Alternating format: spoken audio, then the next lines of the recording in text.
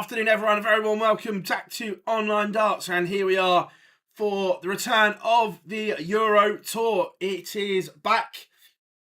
ET9 in Hildesheim. The German Darts Championship is about to get underway and opening up. It is the Red Dragon champion of champions, Nick Kenny, taking on Yellow Classen. So welcome one and all. Hope everyone's having a good day. Huey, how are we doing? Only place you can watch it, mate, is on PDC TV. But that is all good.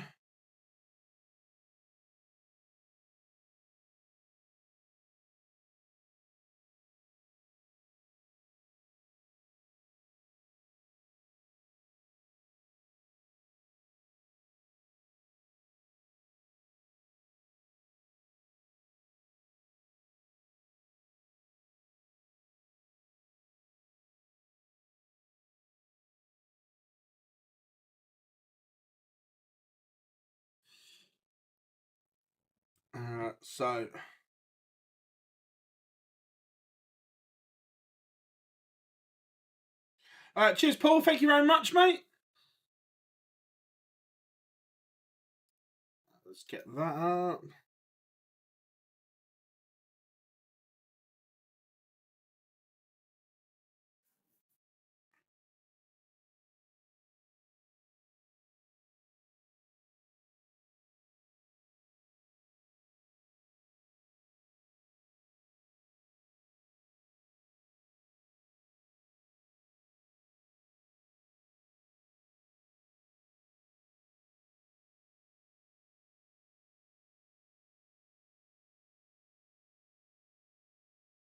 How is everyone? What's going on then? Pin that there. And let's get ready to rock and roll. Classen is on the hockey. Who are we going for in game number one then, folks?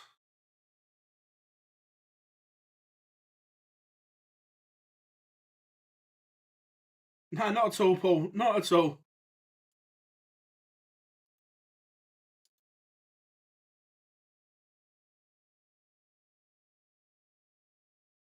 And we are ready to rock and roll with game number one.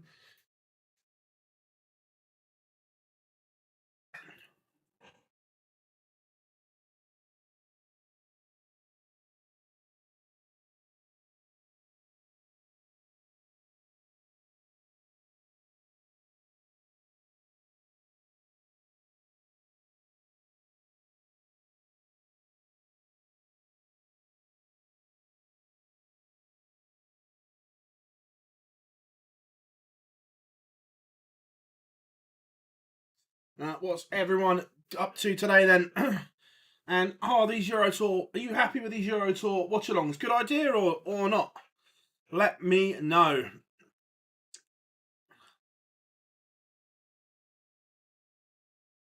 But Classen has the darts in the opener. Remember, Nick Kenny comes in here in good form, winning Champion of Champions in Cardiff last weekend.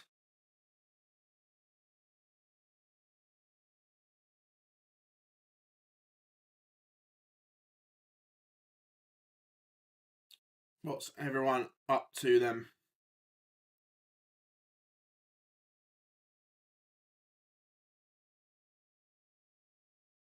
Remember, don't be shy. Come and say hello. Classen has missed a host of darts here, and Kenny could nick the opener.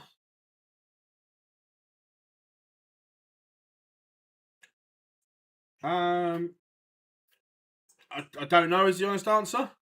I know he was on holiday. I don't know whether he's only just got back.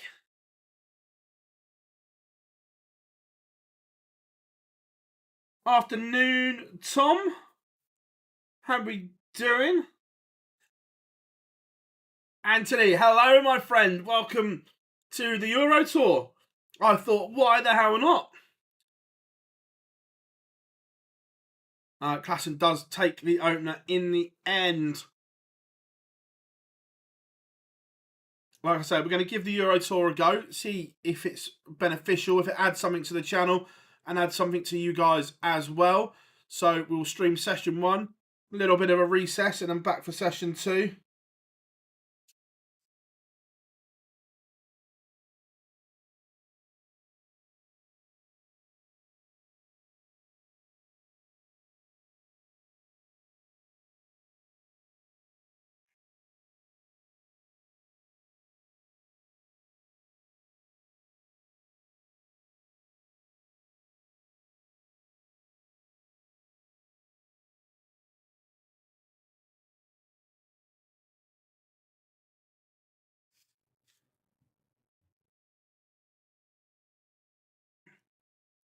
Absolutely, Anthony. Let's roll with some Euro Tour action. Remember, the race for Dortmund is on.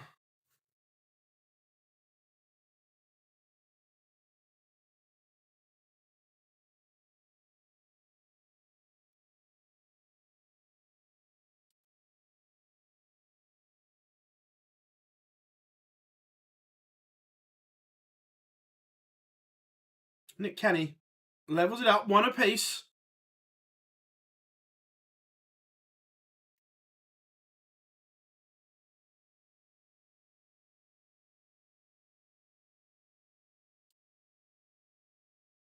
What's everyone up to today then? Let me know.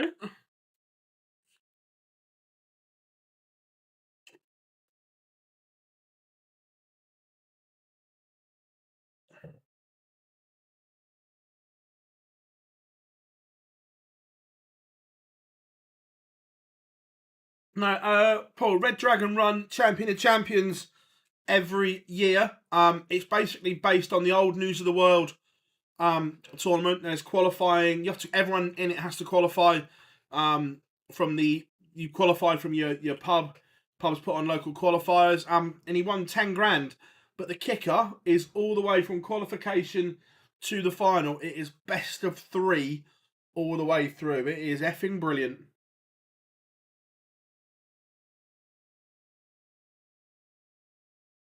Tom, glad you like it.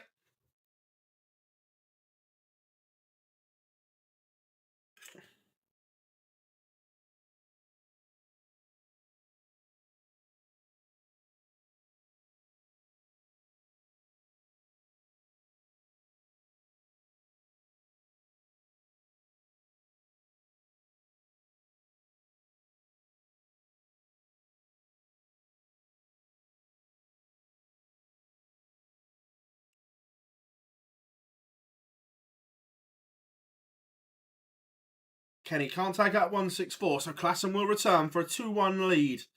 And the Cobra is back in front. Quite like Klassen's new shirt. It's a cheeky little rascal.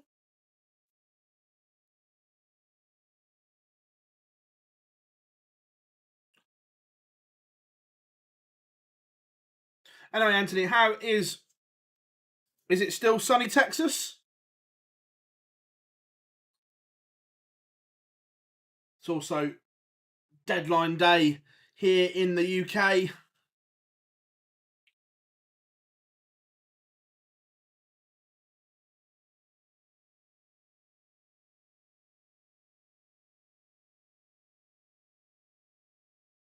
Remember, 1st to 6 as the race for Dortmund hots up. Some big name players outside at the moment, not guaranteed a place.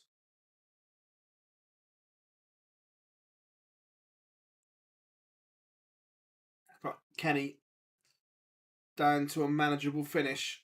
Has 6 darts if needed at it minimum.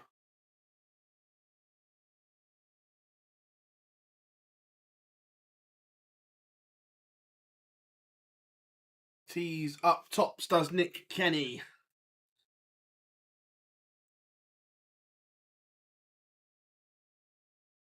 Also, as well, going forward, you may see some changes. I looked at an office yesterday, looking promising. So it may have a proper little cheeky little setup in the near future. But back to the action. And it is 2 apiece in the opener here at the German Darts Championship.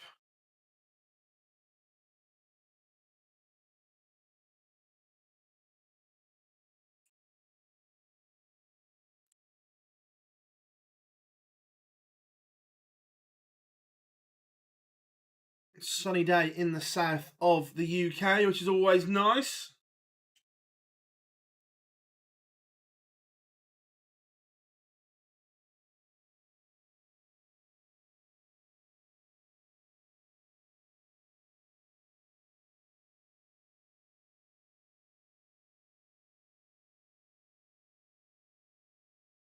Still hot, but the rain is coming.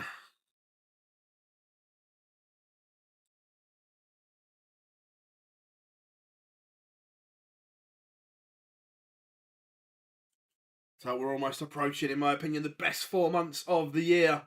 September is almost upon us. As well, rocking the old CM Punk t-shirt this afternoon.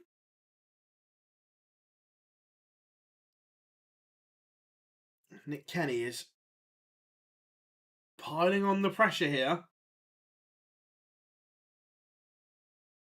Online Darts custom gaming chair. It's something we can certainly look at. Need to get a custom desk built first of all. Because the way I want things set up, you can't go to IKEA and buy one. But some good content planned once we are, fingers crossed, in. Or can he miss the dart? And yeah, Classen pins the 120. The Cobra is in front.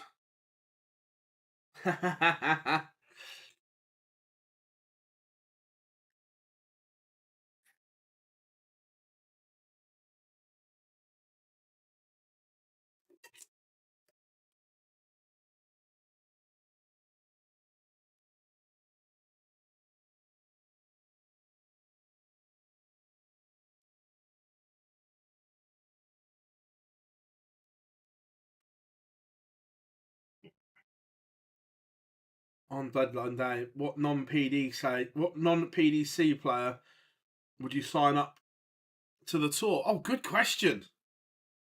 What PDC player would I sign up to the tour that doesn't have a card, or non-PDC player? Alex Spellman for me. Everyone knows that I think he's one of the best players not to have a card. And it just strengthens in another. So yeah, if I'm doing from Alex Bowman or Ben Robb,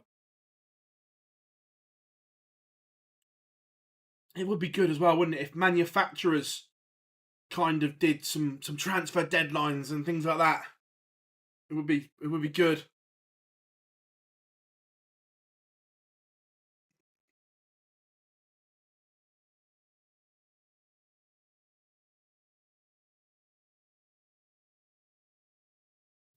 Nice bonkers. Oh, Cardinal Sin. Yeah, the Classen has missed 2 big numbers, a chance to break. Can't take it.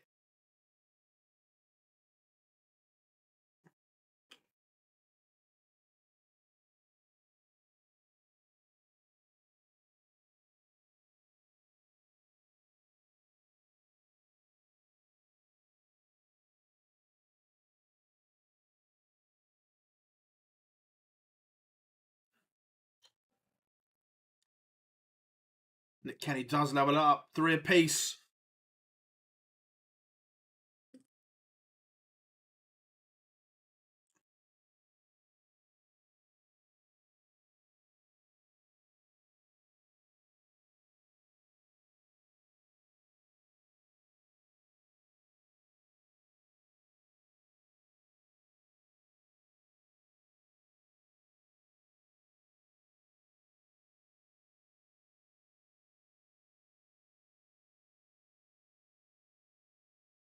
Afternoon. KJ, I hope you are good. Currently at the zoo with my sister and nephew. Nice. What zoo are you at? Family time is always good.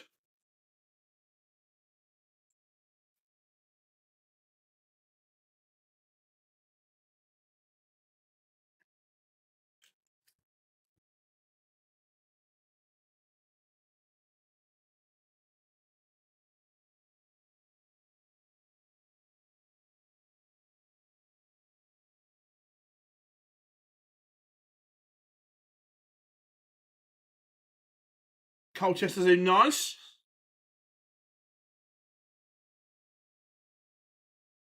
Nick Kenny is punishing here. Has a massive break opportunity.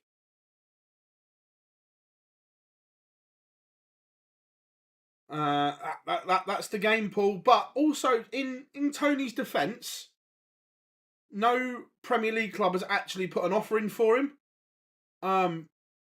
He's only got under a year on his contract. Doesn't obviously want to stay at Brentford, so he's happy to let his contract run out. And no Premier League club has put an offer in for him. So, Nathan, is it on TV? It's on PDC TV.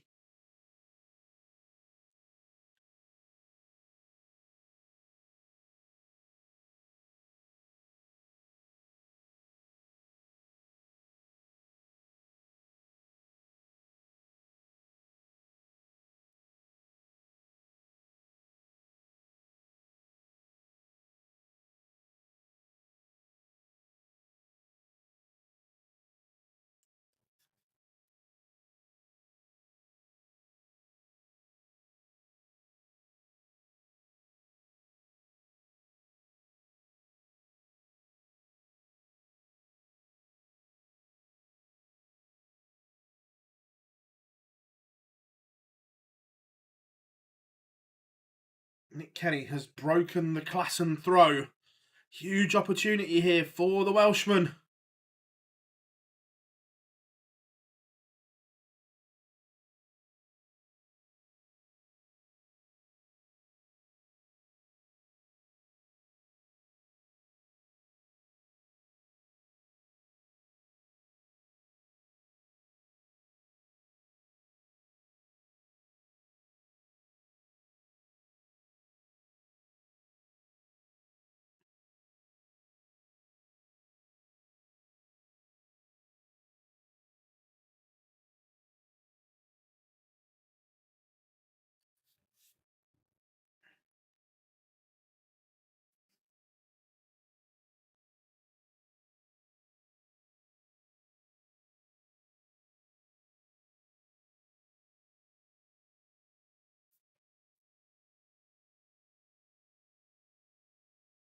Classen fighting back here, but Kenny has 2 darts for 5-3.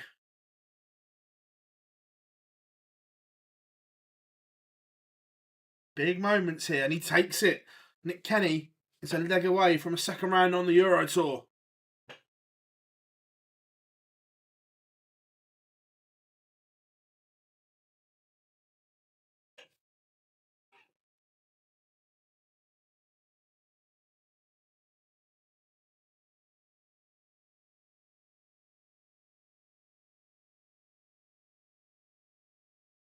Classen on the verge of exit.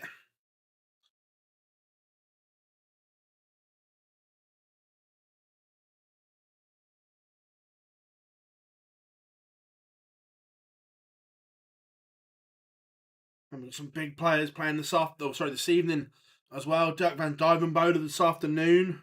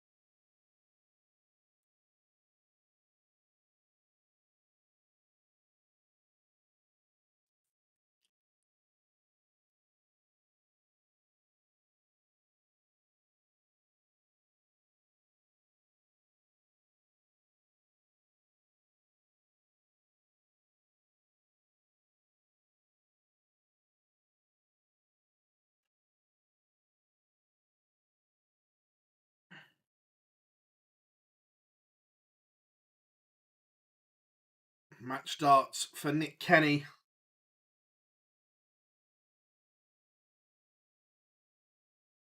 He's come inside. Big opportunity missed. Classen breathes again.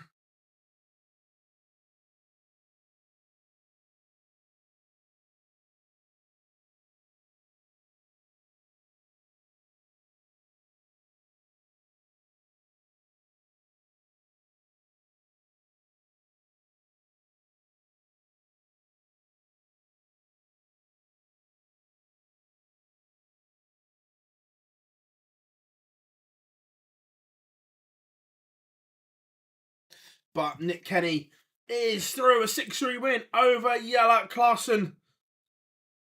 Kenny's good run continues. Played some good stuff in the Pro Tour, backed it up in Cardiff last weekend, and now he is in to round 2.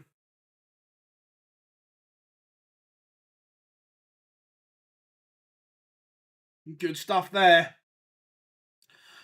What we saying, everyone? Jelle's come back to PDC darts, not gone as well as what he'd hoped.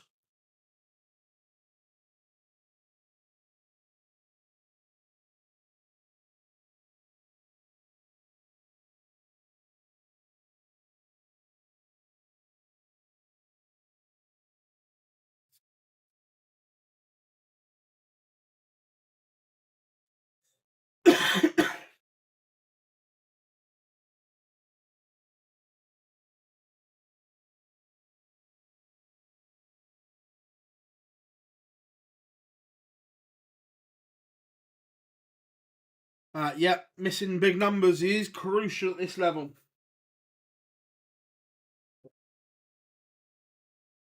Bottle of Lucasade. I have got went to the shop, picked up a sandwich as well.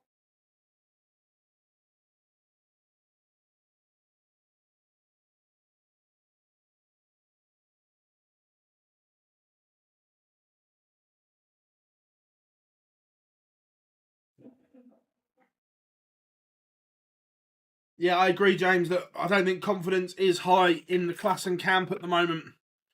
And we speak about it quite a lot, that I get they all want to be there, but is Jelle in that bracket of players that maybe best without a card? That's kind of the question. No, I fully understand that he wants to be there and that, but winning games is tough.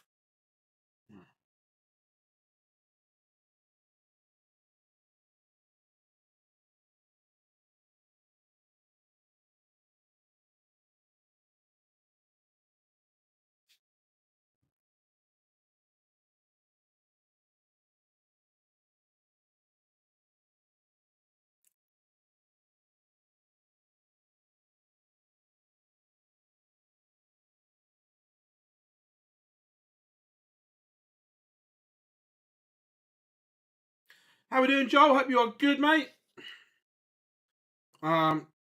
Yeah, no, absolutely. Let's get the old tour card race up.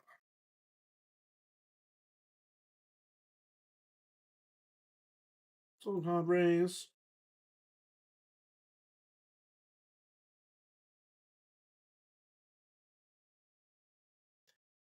So, still needs to find between now and the cut-off about 15 grand, but it's doable.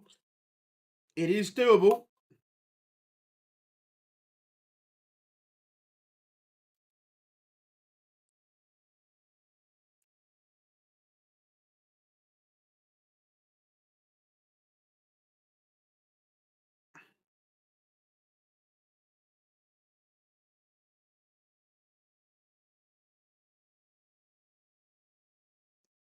I'd love to get a counter on the Euro Tour as well, so we know when they're coming back. Yeah, absolutely. Completely agree. Like, it's one good result somewhere, isn't it?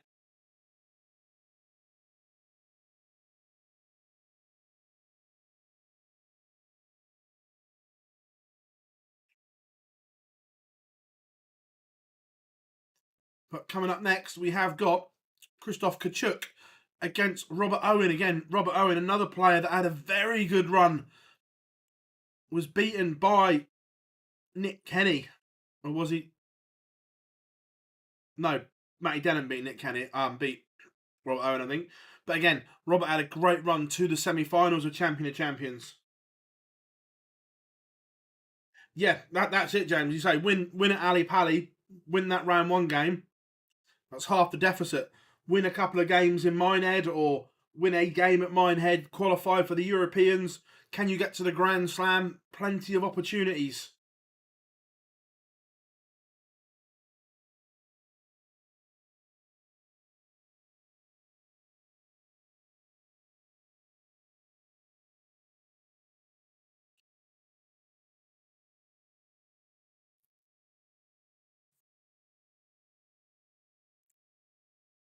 What does everyone think of the announcement yesterday of the calendar and the Masters? Let me know in the chat room.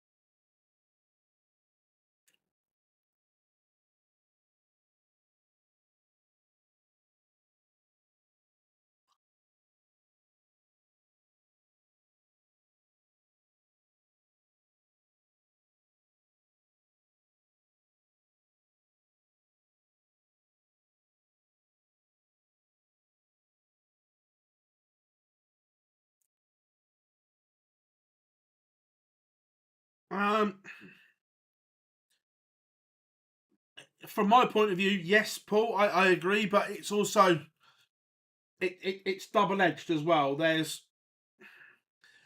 good and bads to it all.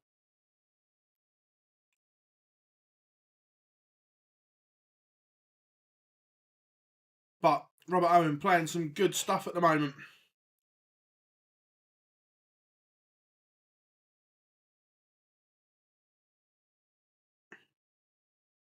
Yeah, and so yeah, it's good to have it. Look, it's still missing a few bits and bobs. There's still a few bits to be added to that calendar, as we know. But I think we are going into dangerous waters at the moment with the calendar.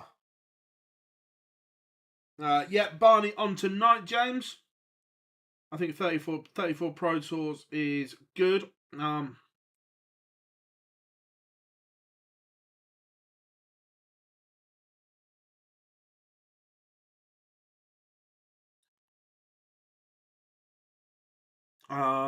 World Series of, yeah, obviously we need the dates for the World Series. My only concern with adding more Pro Tours is it gives the bigger players more scope and more margin for error. They can miss more tournaments but still get in because there is more. So it's a real double-edged sword because of the way the prize. I don't agree with the prize money structure. I've said that multiple times. It's tough for the lower end. What am I watching it on? I'm watching it on PDC TV. But if you want about what's on the screen, I've got access to. I can't really say, but I've got access to something like this that we can watch it on.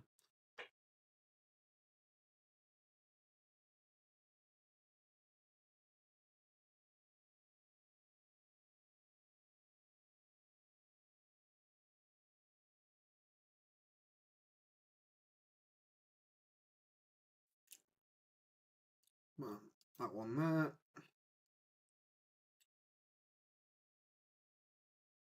Yeah, there are Pro Tours in Holland. Look, I don't mind. Look, over. Oh no, it's around 50% of tour card holders now don't come from the UK.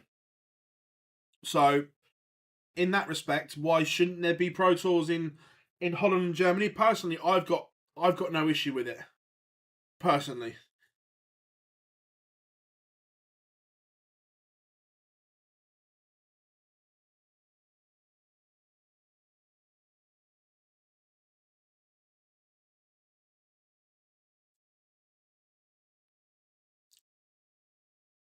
Yeah, match play is a week later, Anthony. Does that also mean, if it helps you guys out, does that also mean that it helps you get over to the hallowed Winter Gardens?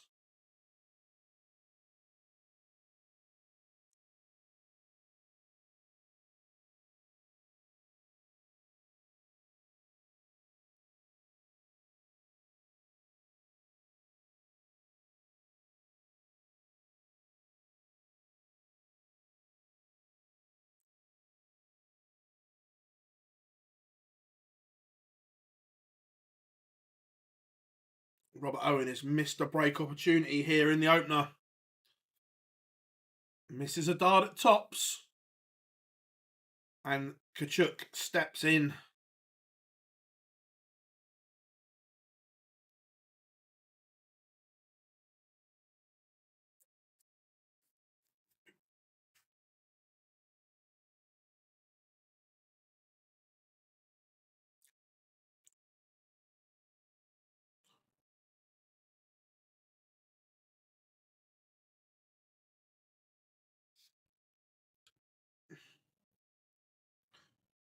I would have liked to see more World Series events. The problem is obviously you can't schedule them all at once because it just turns into a nightmare. I know we keep going on about it. For me, there's no need for the Dutch one, especially. I understand why it's on, but for me, not needed. So I'd like to see. Oh, Women's Series. Sorry, WS is World Series for me. It, it kind of is what it is and has to fit around.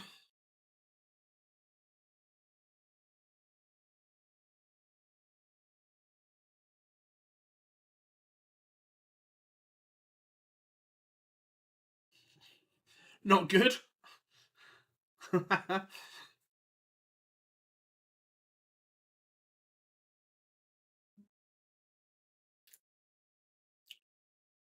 um,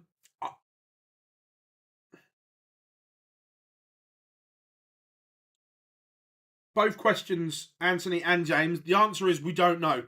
We're not sure. They haven't announced the qualifying criteria for the new Masters. As it's ranked, there's going to have to be a qualifier because it's straight off the back of Q School. So you've got let's just say 20 new tour card holders that need an opportunity to qualify for it. So although it's 32 players, I'm interested to see the makeup of those 32.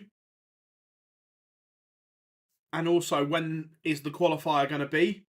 Because you've got Q School, so they've got to try and fit a qualifier in potentially as well.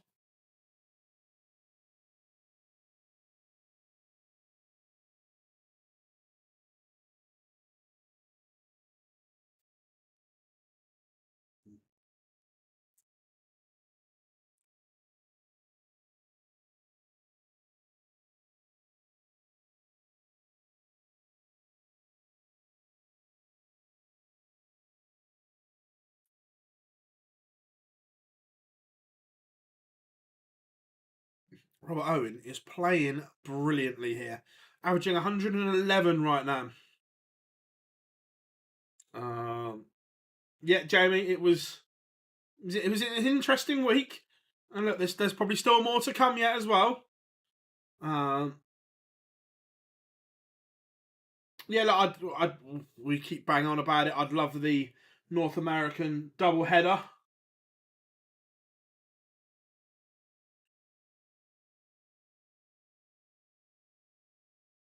Love the blue layout. Cheers, mate. Thank you very much. Well, yeah, we're going to keep it yellow for Pro Tours and blue for Euro Tours, we think.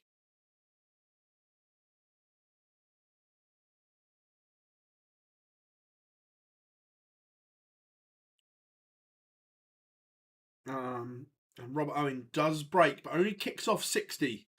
Yeah, or top 24 in the world and 8 qualifiers, perhaps.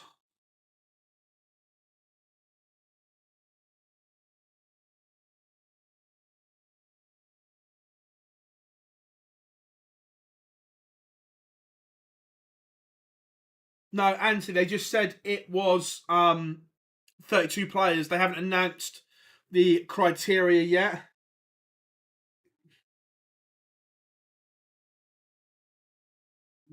Afternoon, Mace. Hope you are good, mate.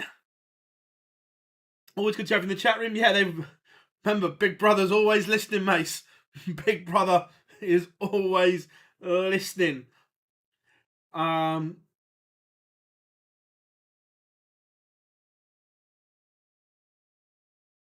How did you enjoy HMP, mate?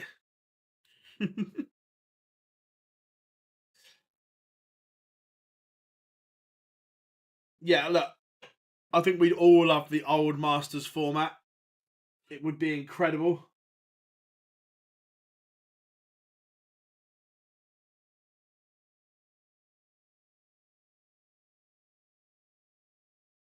But Robert Owen is playing quite lovely here.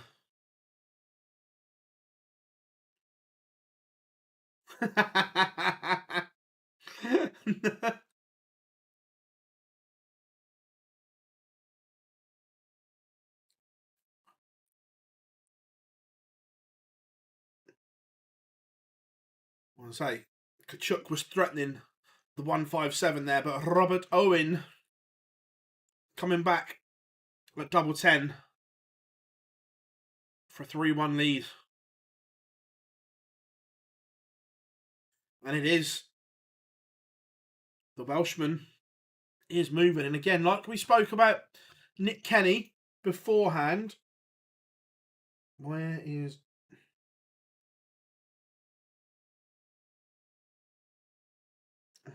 34? He's got a little bit more to find, but again, it's doable for him. He's playing well.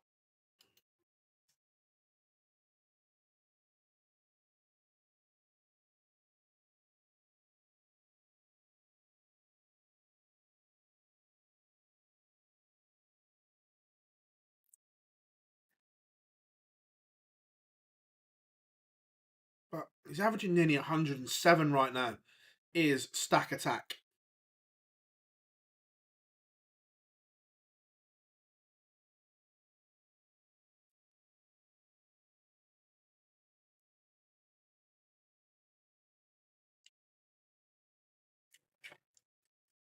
Also, as well, I was tidying up my drawer the other day. Forgot I had these, so I had a little throw of the MVG Adrenalines. Forgot I had them. A really beautiful dart.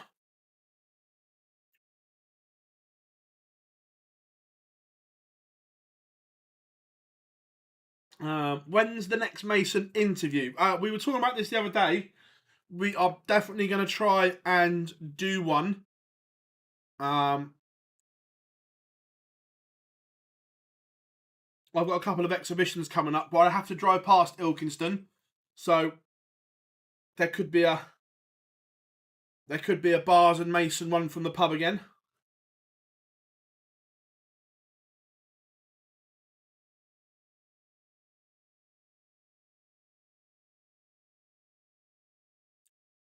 How we doing, Tommy? Yep. So what we'll do is the plan for today is obviously we've got this stream set up. When this session finishes, I'll shut it down and we'll set a new one up for the afternoon, for the evening session.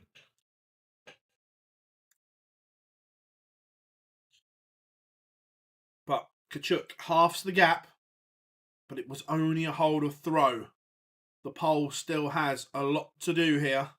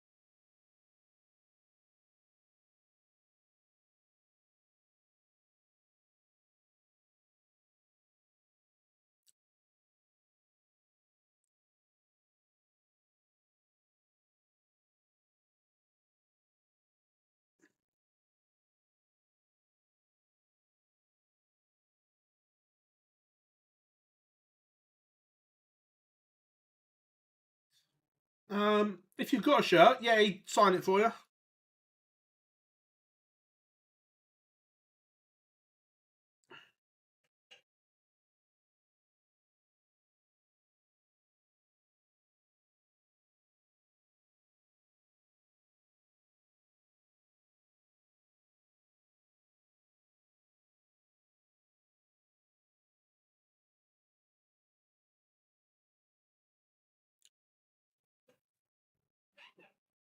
Obviously, we've got the other news. It's not thing. Obviously, World Series isn't on that calendar. Um,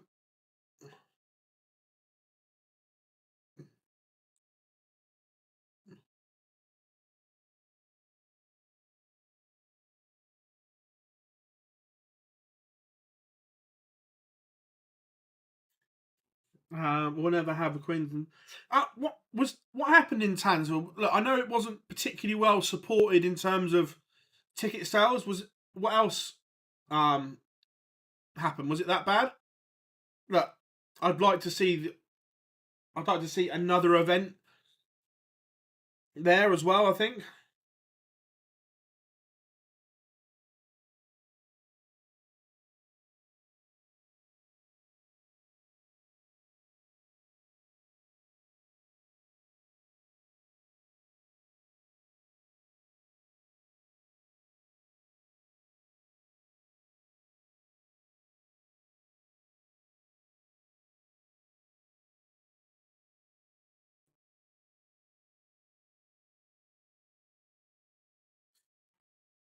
Yeah, I like that.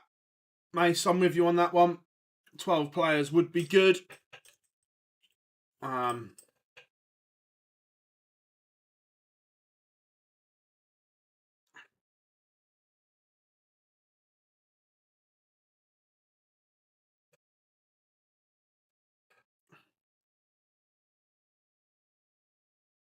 but yeah, we'll definitely get a sit down planned with Mace. That's for sure.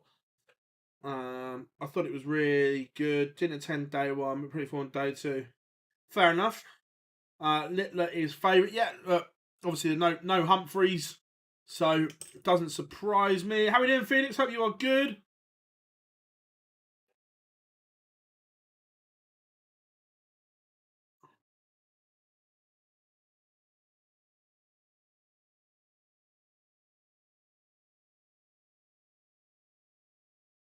Robert Owen back in front.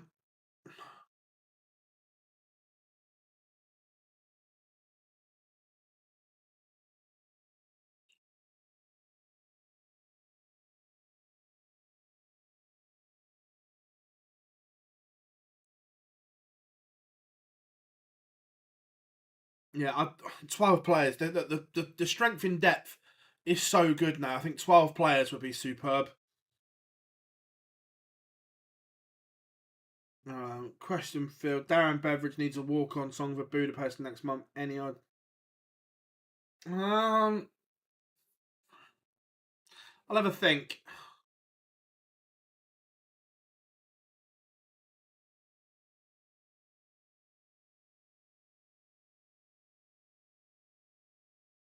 I think yeah, that rings a bell, mate.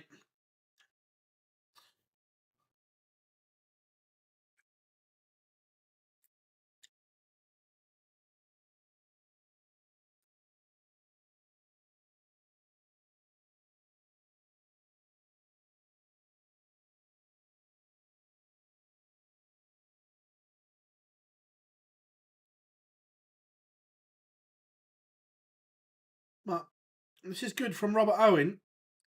Deep into leg 8, still averaging 105.85. This is very good.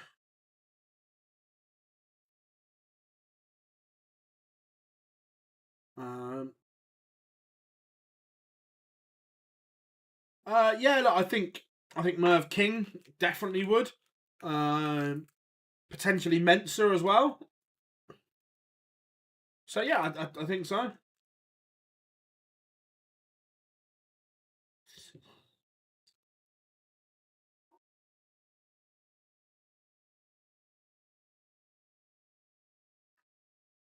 Robert Owen is now a leg away from joining his countryman Nick Kenny in round 2. 5-3 to stack attack.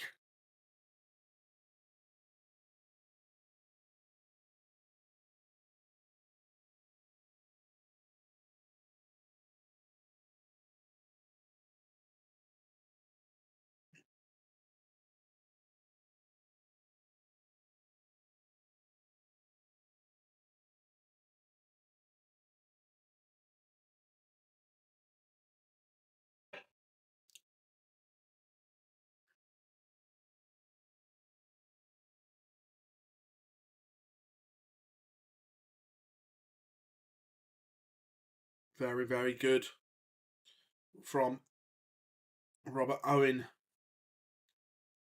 Remember, this is on the Kciuk darts and he piles in a maximum.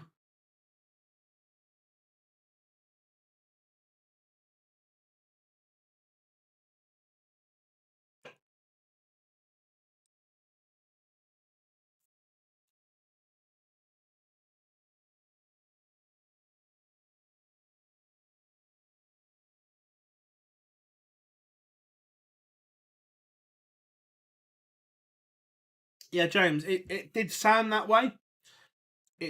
We said it himself that he's lacking some focus and some intensity. How are we doing, Fred? Hope you are good.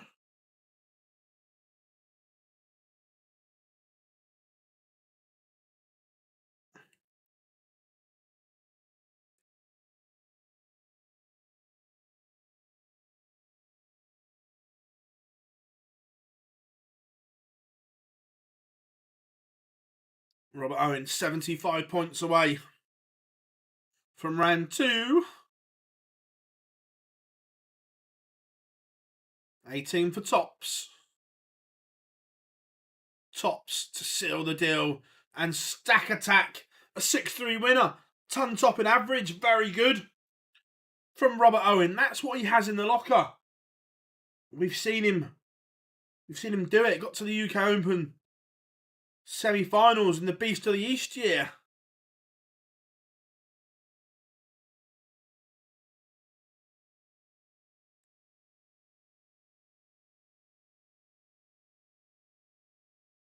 Loving every minute of that as well. Good stuff.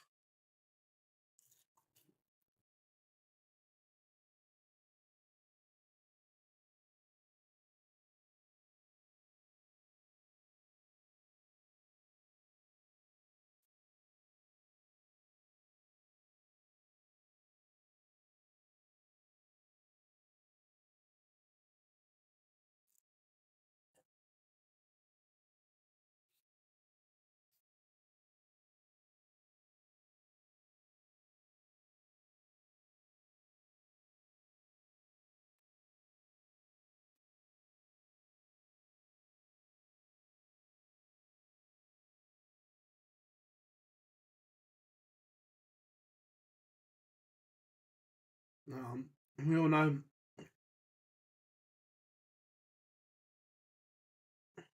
what way to. Yeah, great finish.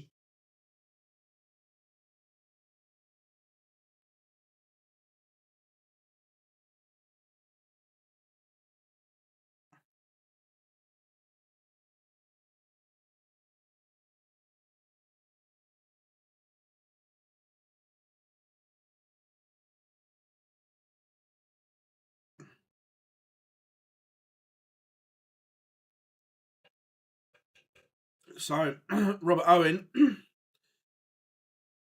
is through with a 6-3 win. Both of them 6-3 so far.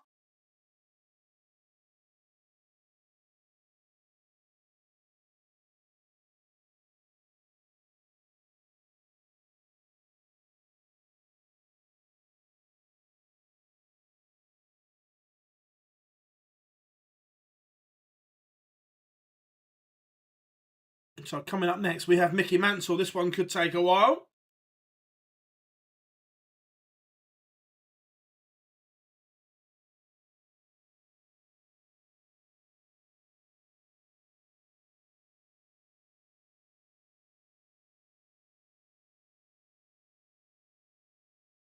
Yeah, at the moment he's not in the slant, nor's Johnny Clayton either.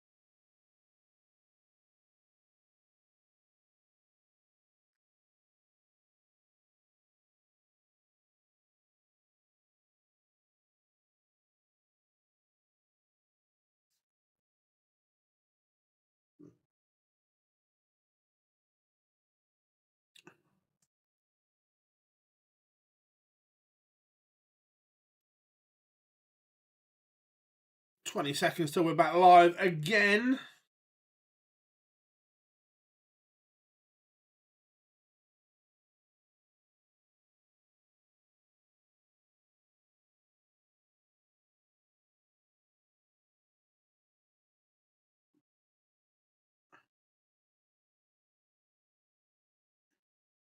And here we go, back for game number 3 of this afternoon session at the German Darts Championship in Hildesheim.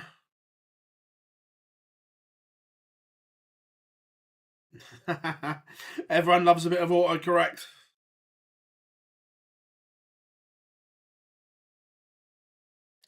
What does everyone think of the blue layout as well? Are you fans of the blue layout for the Euro Tour?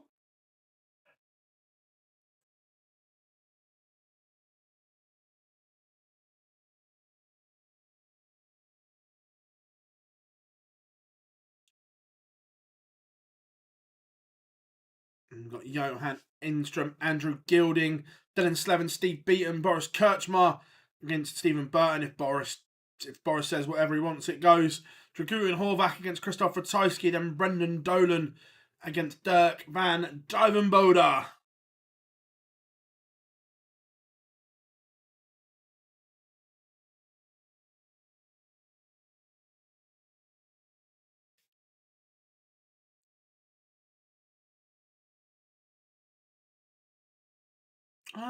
Is this on Darts Connect? That's a good question. Let me look. I don't think so. No, not on Dart Connect, this one, Stephen.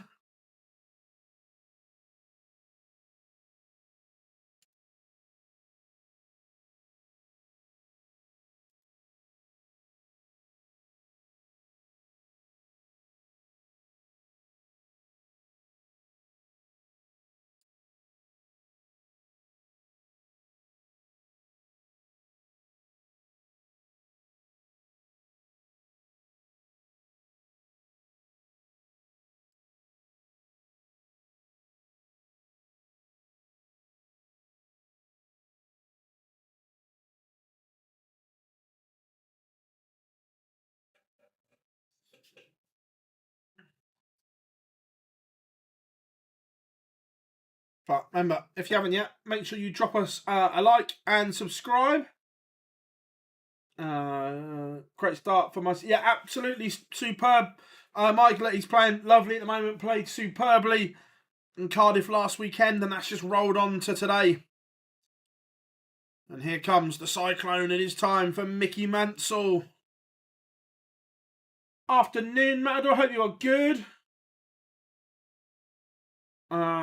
No, none of them are as big as Boris, Paul. Boris is absolutely a mountain. Hope you are all good, Fred. How are we doing, Kieran? Will you be at Champions Night tomorrow? No, I am going to be streaming the Euro Tour for you guys, mate.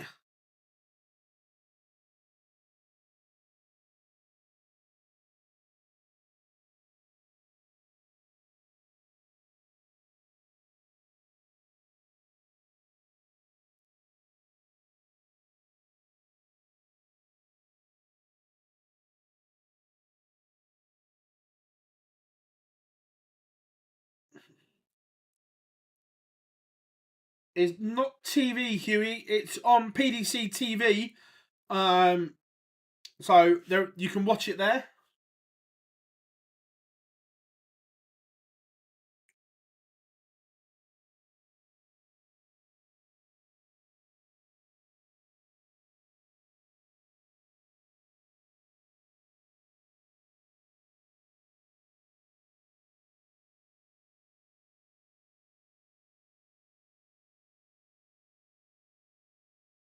Also, plenty of WDF action this weekend. You got the Welsh Opening with a twist. It's not really the Welsh Open. It is in Western Supermare.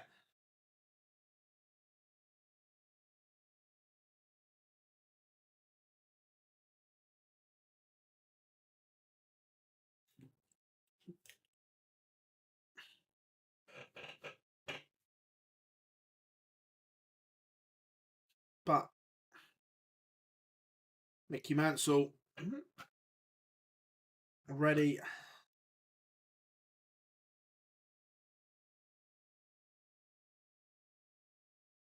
And let's just get that ready to rock.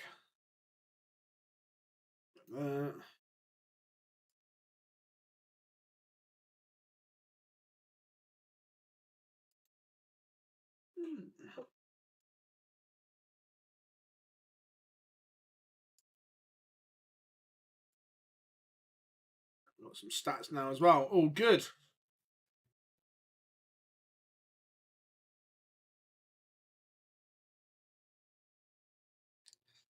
As well, I'm not sure if they're out yet, but Steve West's Q-Sol darts are literally one of the grippiest darts I have ever seen in my life. It literally takes the skin off your thumb as you're trying to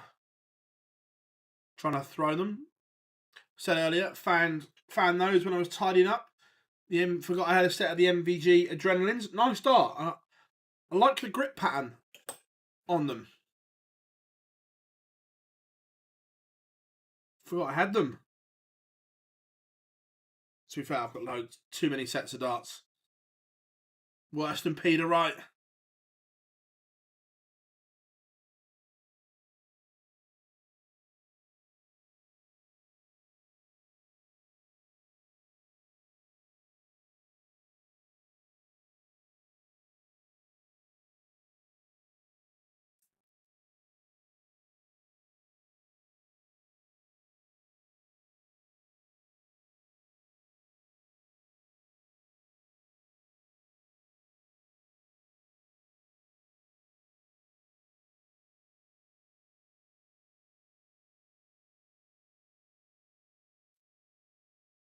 So, this one.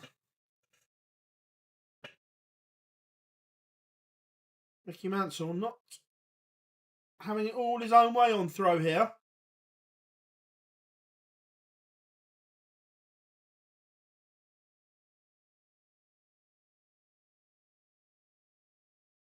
How are we doing? Kieran, hope you are good, mate. Good to have everyone in the chat room, as always. Nick Kenny 163, mate. Played some beautiful stuff.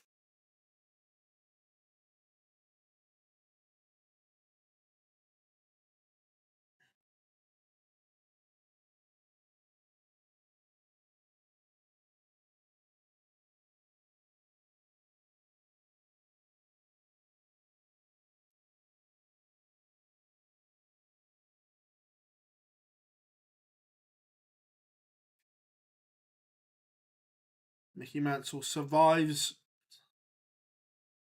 an examination on his throw to hold.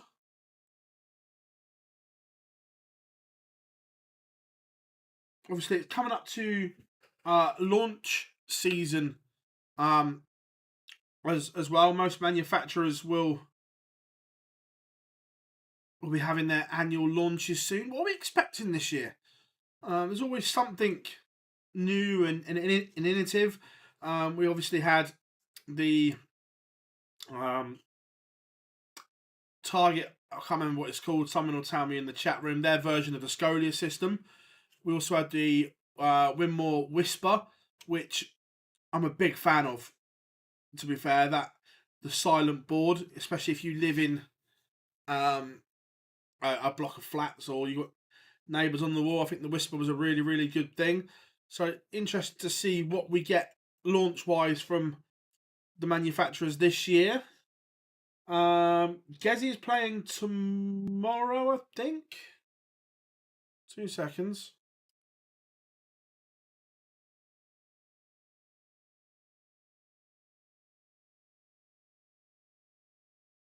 Yeah, Gezi will play tomorrow. He'll play the winner of Dragutin Horvat or Krzysztof Ratajski.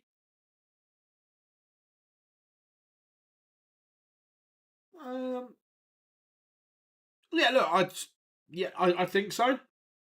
Even if you don't throw a target dart, there are people that will convert. I don't throw a target dart. But would I have mine converted? Possibly, yeah.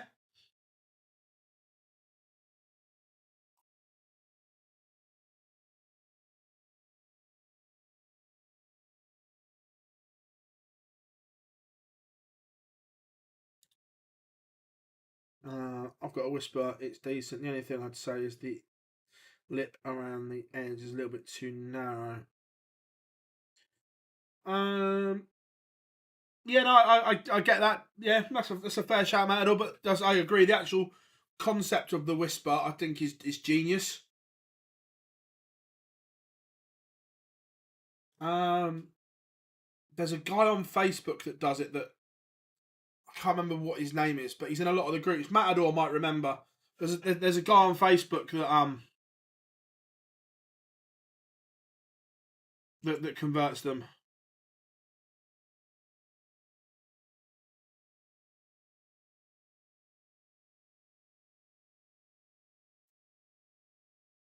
That's the guy. I can't remember what his name was.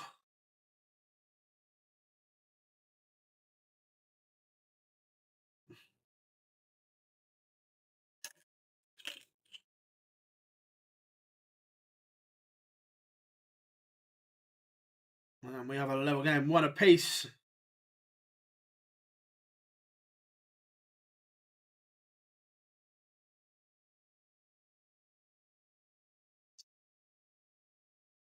In terms of like balanced darts, one of my favourite darts to throw was actually the Chris Dobie dart. Really enjoyed it. Yeah, look, the Swiss point system is very, very good. The only thing is, occasionally you'll get a batch of bad points, but and they break easily.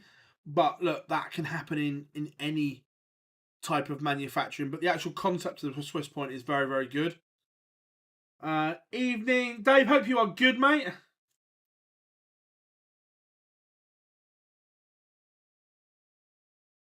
No problem, mate. No problem. To be fair, by the time you've had a sleep, we'll probably still be on for the evening session.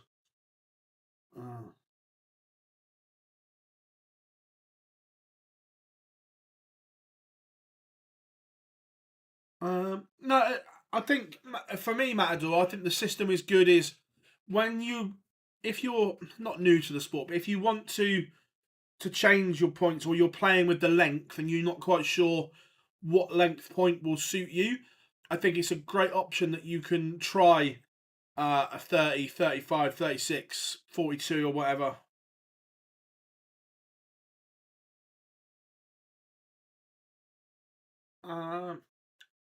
I've had a little dabble today as always.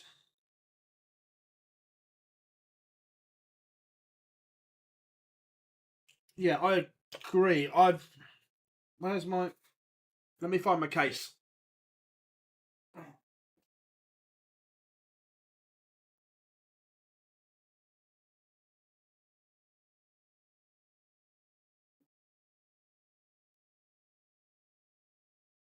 So...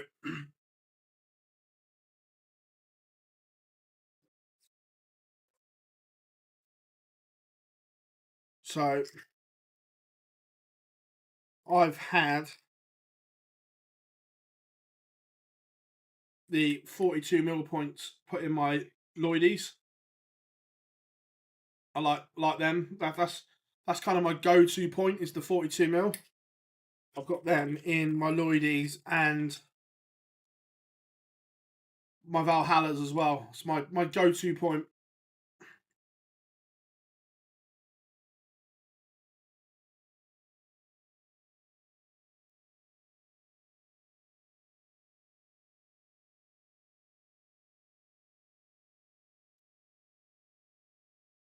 Mickey Mansell leads once again.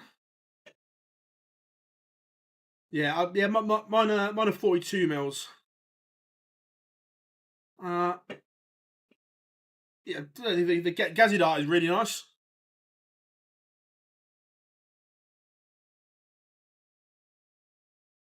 It's a nice dart. The grip pattern doesn't suit me personally, but it's a lovely dart.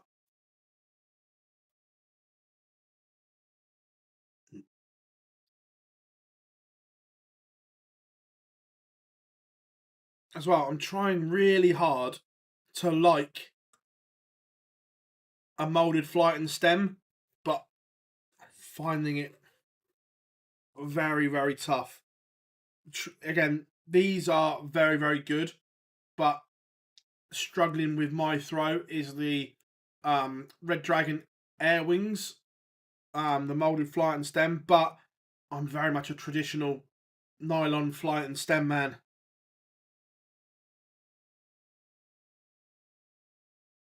Who do you think is going to win this Euro Tour? Oh, I think it's going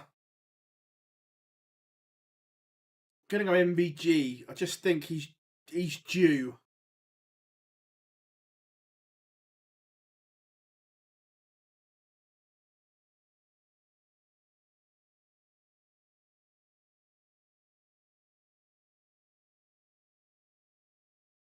Yeah, I really want to like the moulded flight and stem, but I just can't get my darts to sit how I want them to. Mickey Mansell is really up against it here. Not playing well at all. To be fair though, I've got two sets. The air wings are quite nice.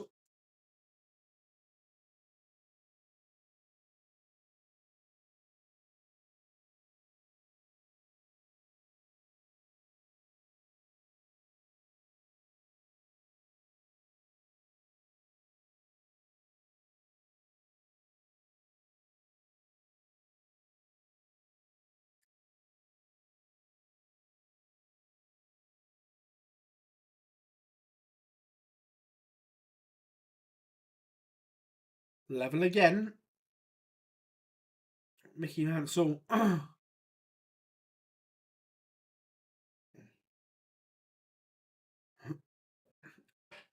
be fair, the air wings again, they fit into a normal stem, so that's why I quite like them. You don't need a different stem. They just fit into your normal stem.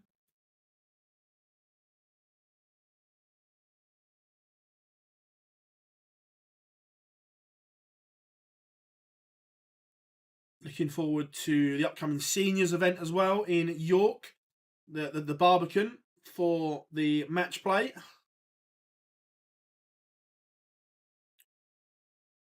Still some tickets available.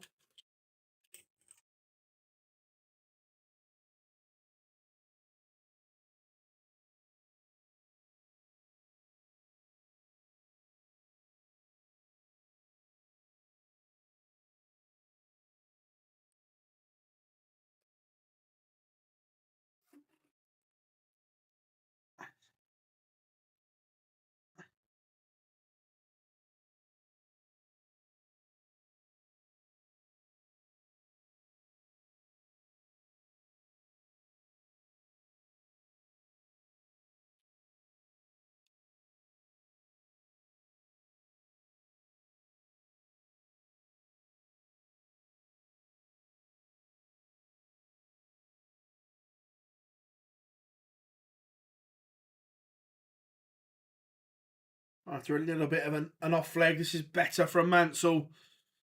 Should go 3-2 up.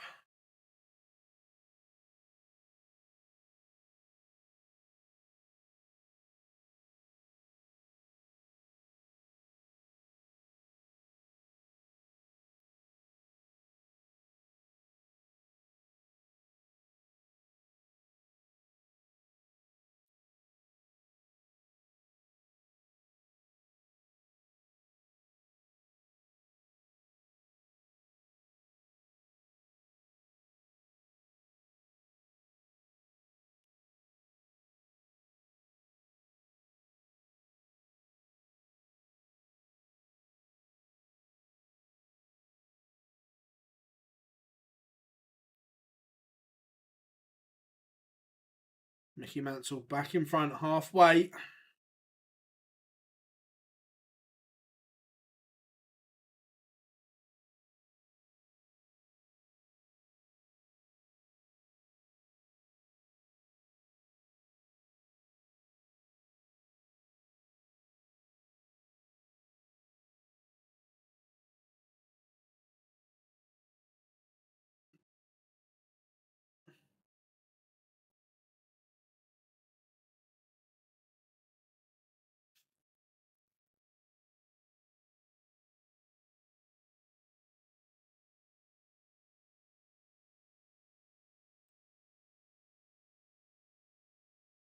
Anyone playing this weekend? Anyone got any comps on the horizon, or anyone off to Western Supermare for the Welsh Open? As well, interestingly, that if Neil Duff wins Group A in double trouble next week, him and myself are going to go and play pairs together at Selsey, just for shits and giggles, which could be quite funny.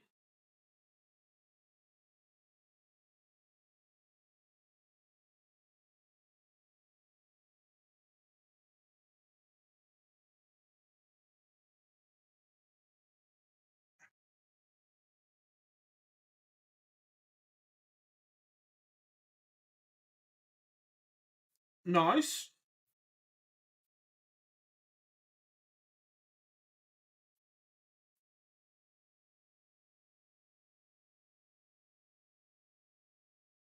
Mickey Mansell has missed a golden opportunity for 4-2 here.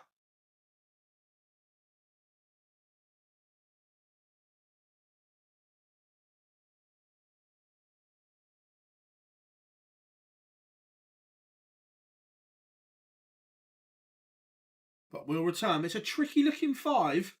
This has to make sure of the big number.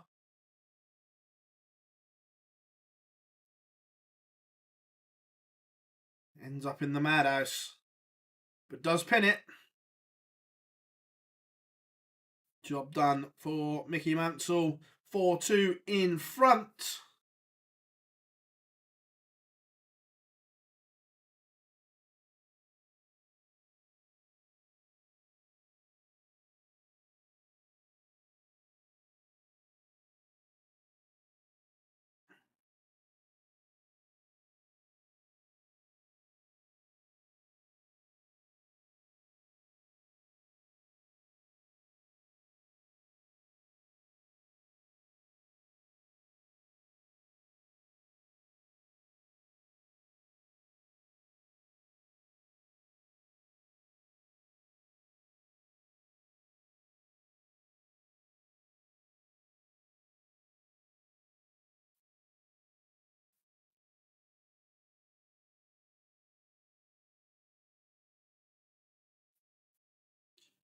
Work to do, Mansell. Yeah, agreed, James. Agreed.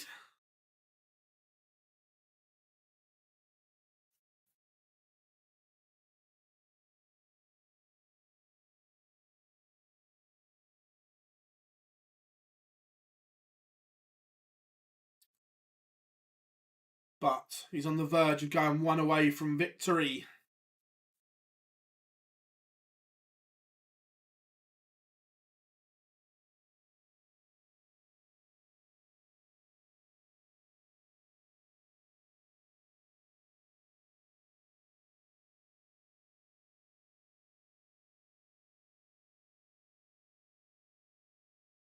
Saints complete the signing of Aaron Ramsdale. Surprised he's gone there.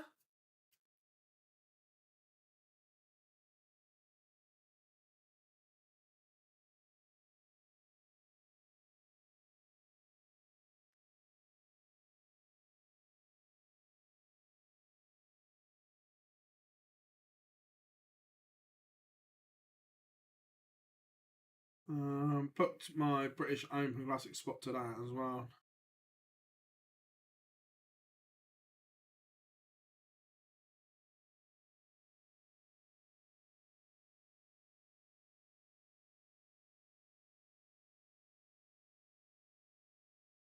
So, Matador, they didn't ask you to do comms because you criticised England darts.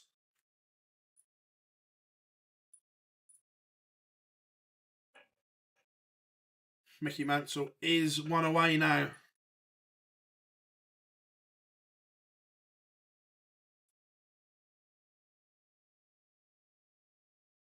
Yeah, Dobie's playing well, James. Agreed. Hollywood. But Mansell in control now.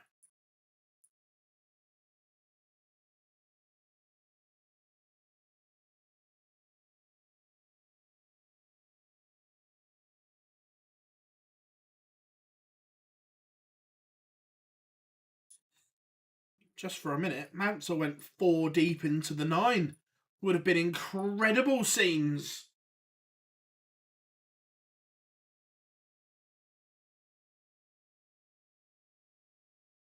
How are we doing, Teresa? Unfortunately, no, I didn't. I didn't get an early one. I tried, but didn't get a code. So tomorrow I'll be there with me 6 screens trying to get tickets.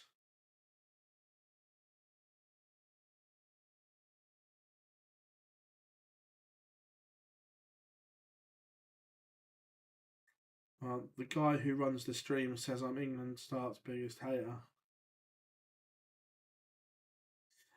To be fair, mate, that sums up them all together. They can't take criticism at all. That you say, people, I've said it as well, you say stuff to try and enhance what they do, and they just can't take any criticism whatsoever.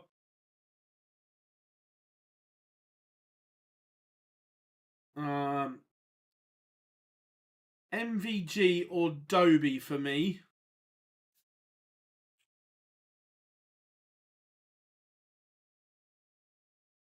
Run by dinosaurs, they are.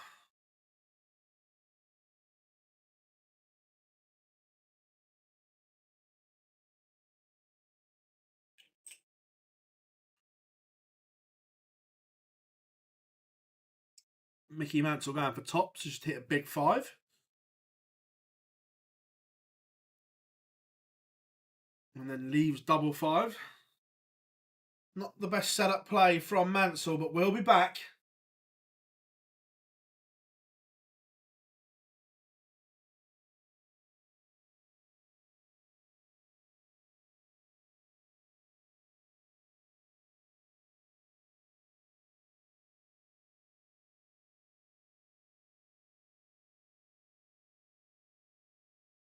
Mickey Mansell does seal victory, a 6-2 winner.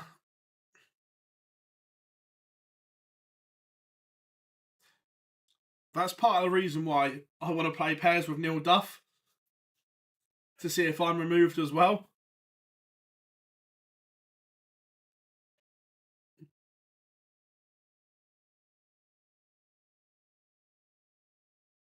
Look, that says it was one-sided, but it wasn't. Mickey was in a bit of bother there, but does get the job done.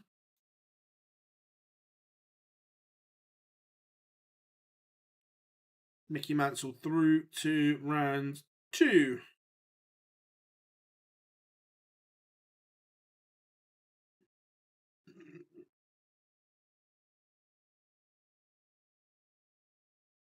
How are we doing, Antoinette? I'm good. How are you? Good to have you in. Here for the Euro Tour.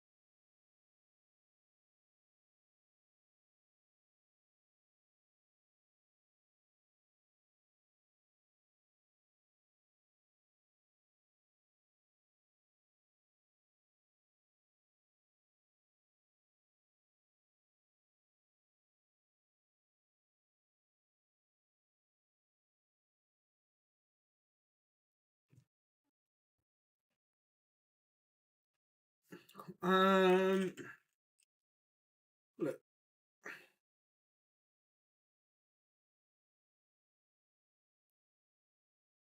Probably Celtic, although I've got a soft spot for Rangers. I'm not a Rangers fan, but I've got a soft spot for Rangers because Gaza went there. But probably Celtic.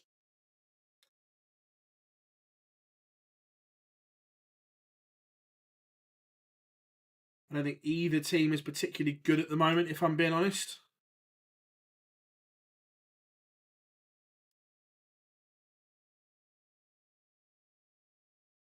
But up next, we got Johan Engstrom against Andrew Gilding. I don't think either team are particularly good.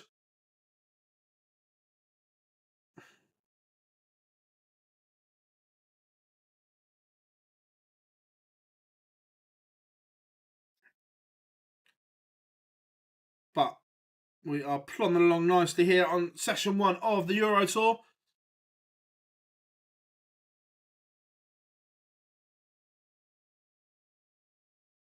I'm looking forward to seeing Max play again. Nice to see him back. Look, I'm not sure where the Max Hop game is right now, but I'm looking forward to seeing him back.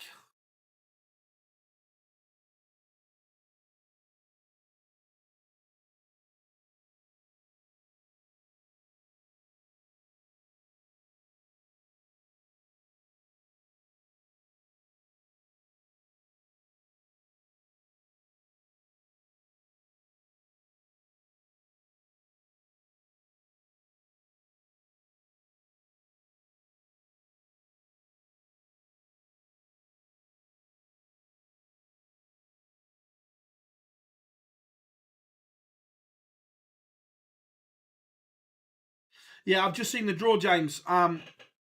Looking forward to that. Should be good.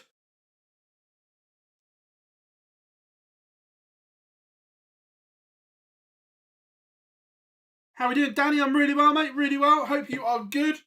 There's the stats. Mickey Mansell averaging 83.37. First 9 average of 102.67 for the Cyclone. Only 27% on the outer ring.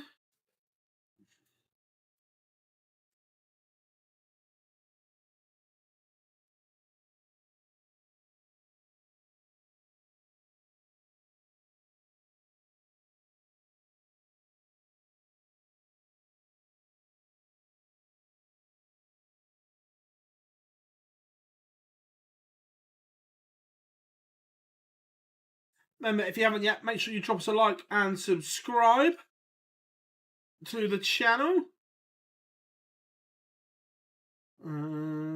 Good. Hopefully meet you shit at Lakeside. I won't be there for the whole tournament, but I will be there for some of it, yes.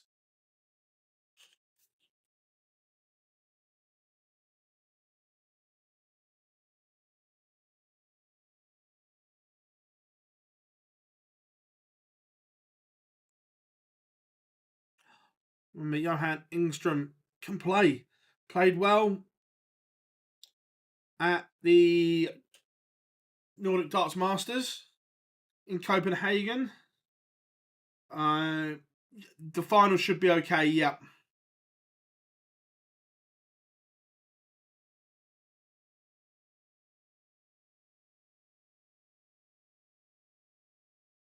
I just need to sort my diary out.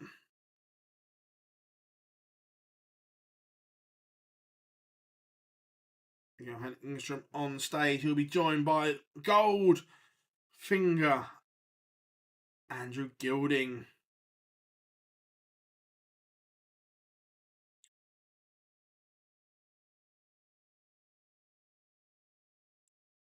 Again, hard to judge where Andrew Gilding's game is right now. We see some good stuff and then some not so good stuff from him.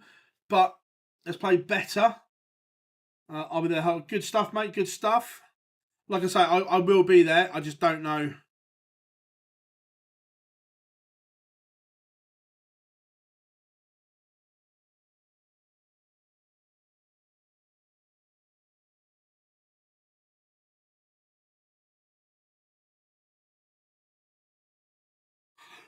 Excuse me. Need an injection in the darts here. It's been a little bit of a laboured start to things.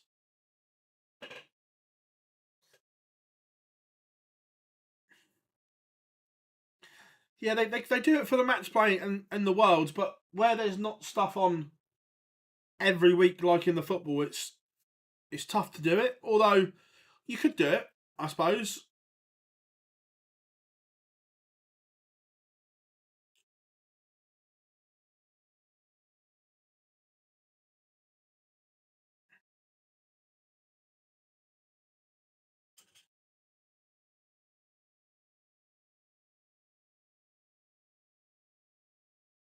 Yeah, I forgot to do it.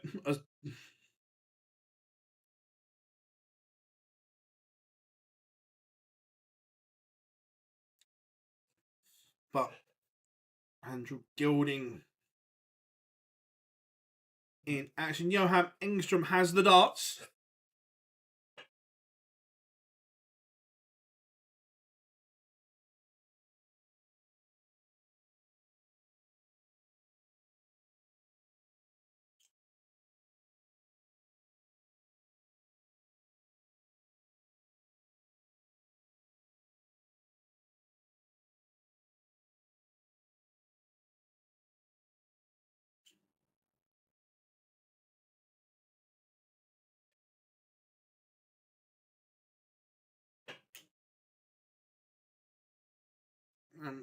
Let me get the right game up. That would help.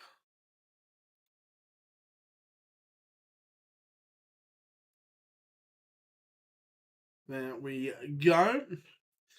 Time for Goldfinger. What are we saying, chat room? Who's winning this one?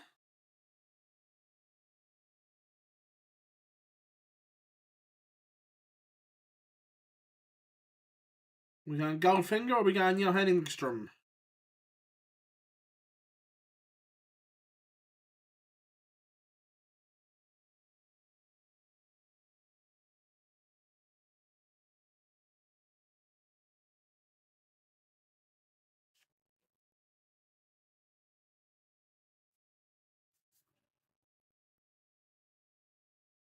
Should get done, but Engstrom has played some well, is playing well.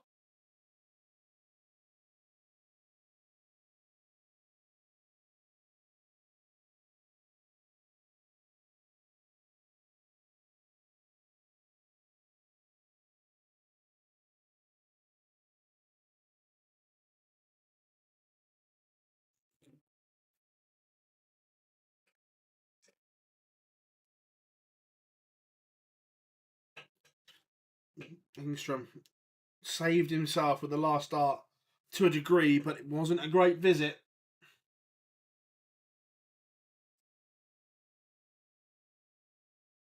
What has Goldfinger got in the locker?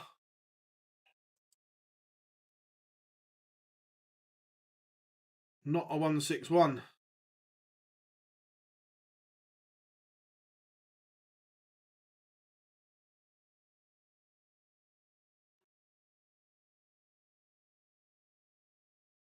So Engstrom will get a dart at tops for the opener.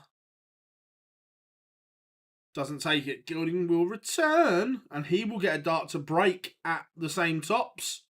But he can't take it either. They both had a dart to win the opener.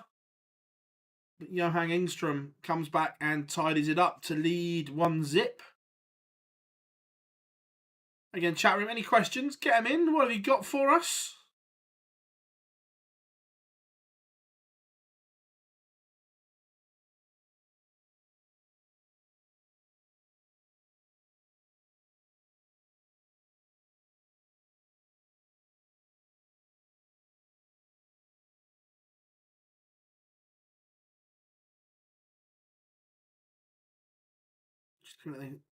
Obviously, we know the Gilding dart is quite unique. Just having a look at the Engstrom dart when it comes up on the screen. Looks like it's just a normal straight barrel dart.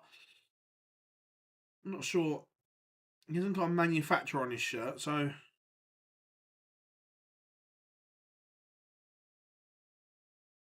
It just looks like a straight barrel.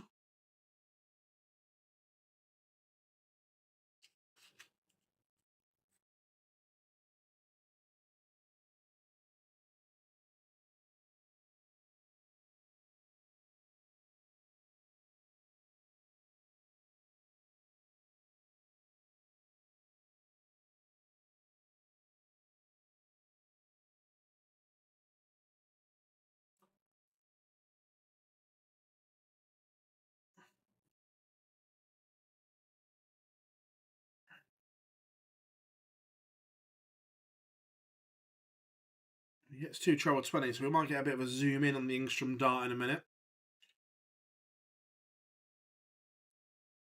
Stream is about a visit and a half behind.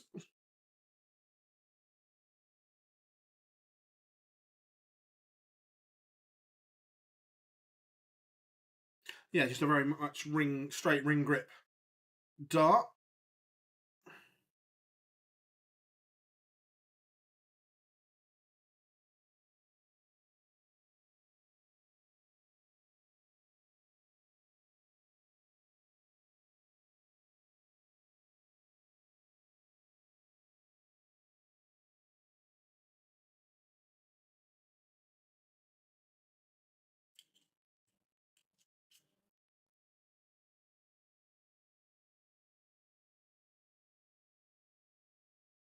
But it is 2-0 to Johan Engstrom. He has broken gold finger. Interesting developments. He is the former UK Open champion going to depart in the opening round. The Swede is looking very good here.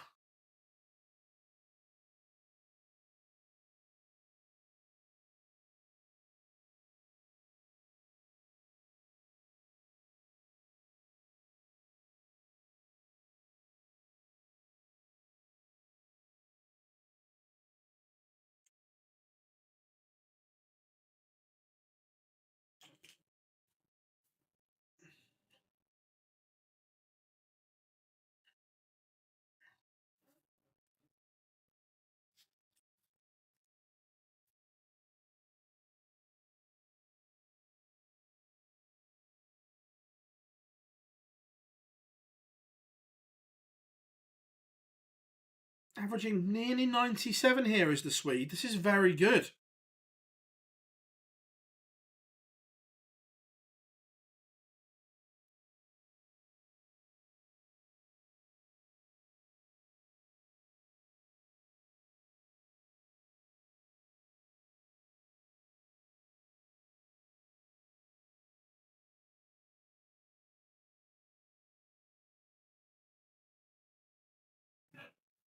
So, again, chat room, what are you saying? Are you surprised the levels Engstrom's showing here? Because this is very, very good.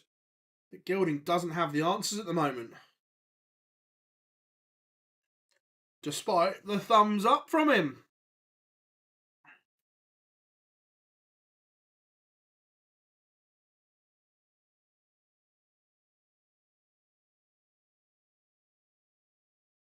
Gold thumb, but so it could have been 3-0, but Engstrom has missed the big number. Is that a lifeline that Andrew Gilding needed?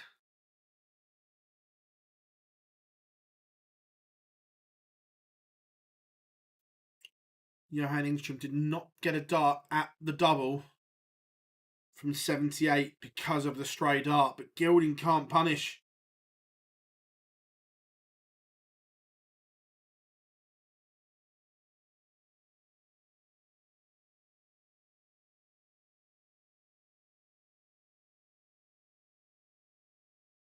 Oh, but Engstrom's had a mare.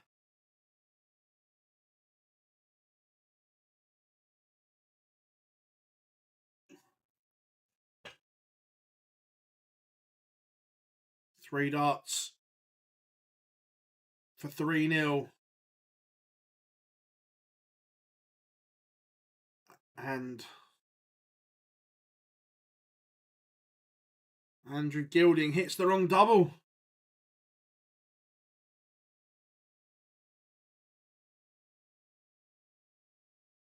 Last start at double 5.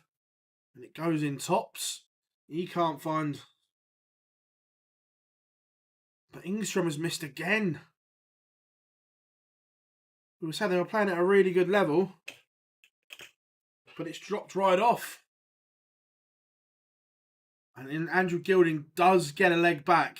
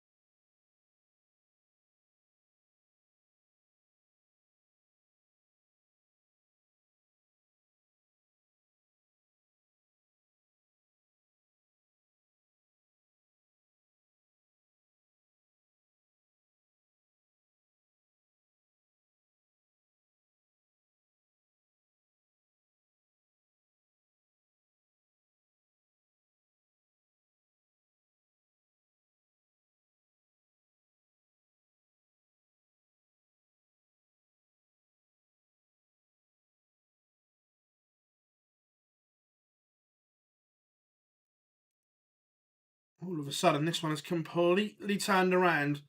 And Gilding should be going level.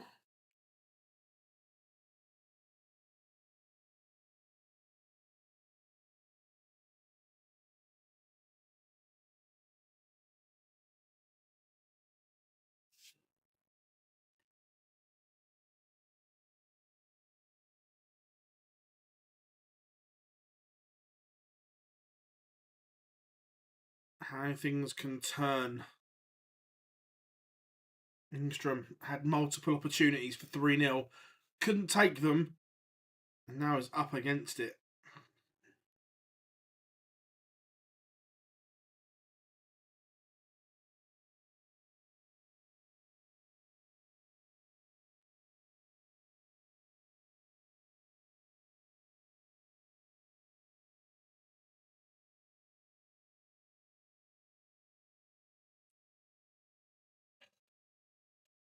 Gilding will return for double 16 and a level game.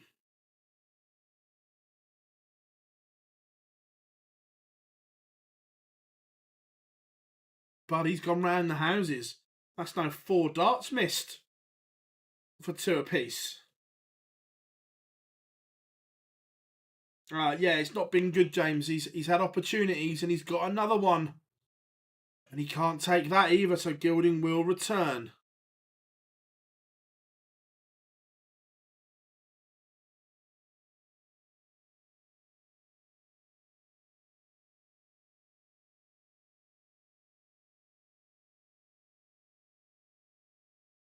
Level again.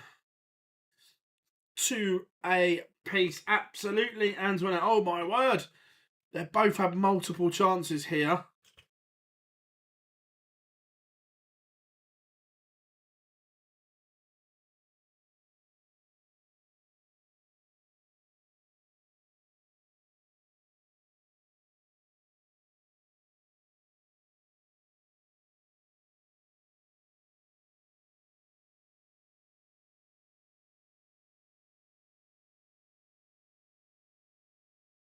But Gilding against the darts.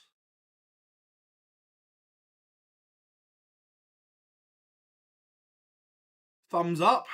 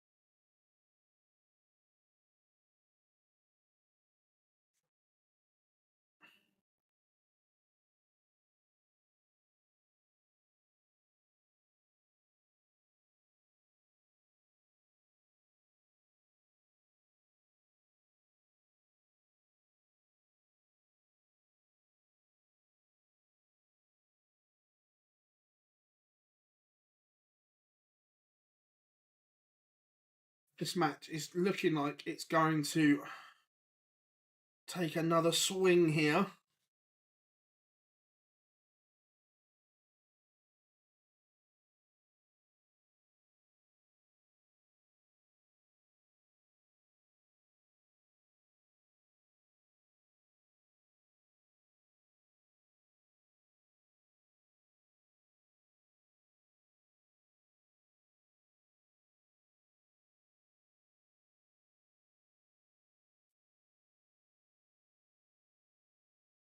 Who's your most favourite player you've met? Oh, look, I'm lucky. I've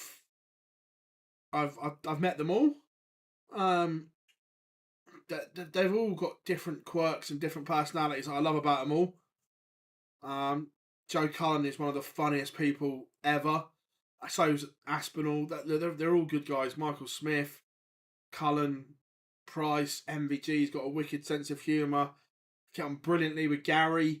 I'm just in a fortunate position. Like even the guys from overseas. Ben Robb is an unbelievable guy. I get on really well with the North Americans as well.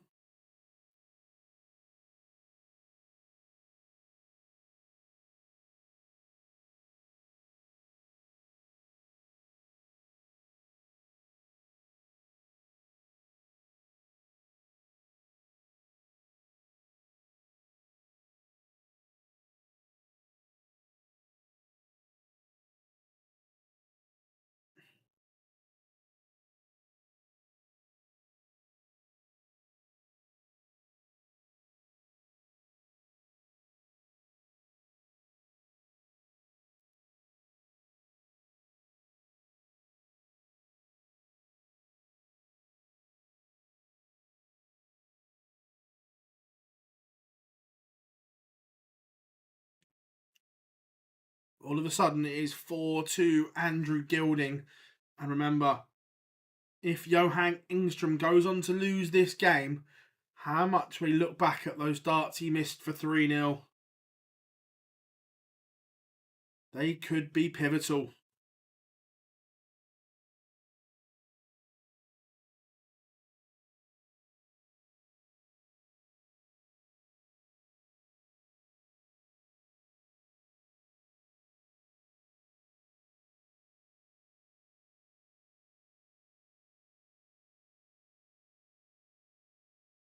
But Andrew Gilding is in a commanding position here.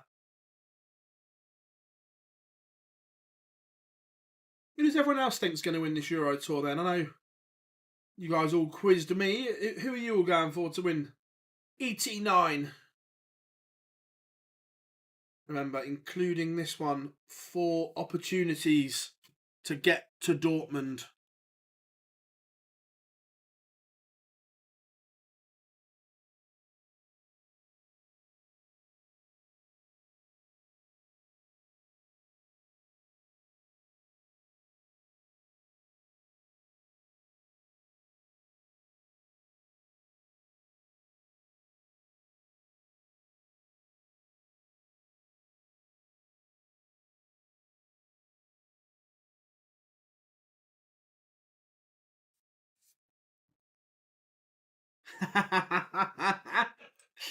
Oh, I love John Norman Jr. Anthony.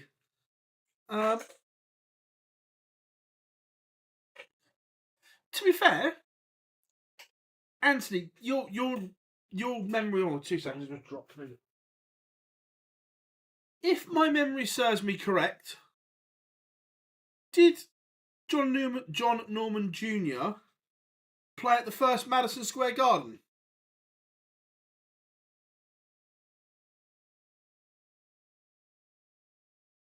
Engstrom has a leg back.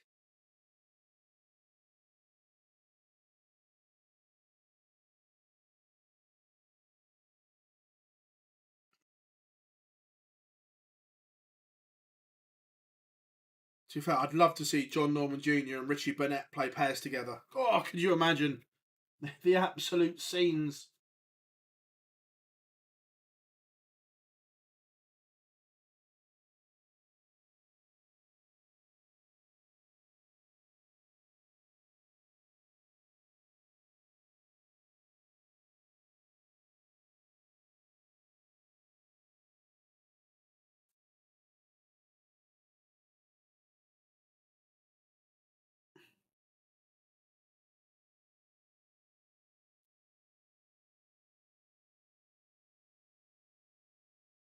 I might have met him in Vegas then. I can remember meeting him. I couldn't remember if it was first New York or Vegas, but I've certainly met him.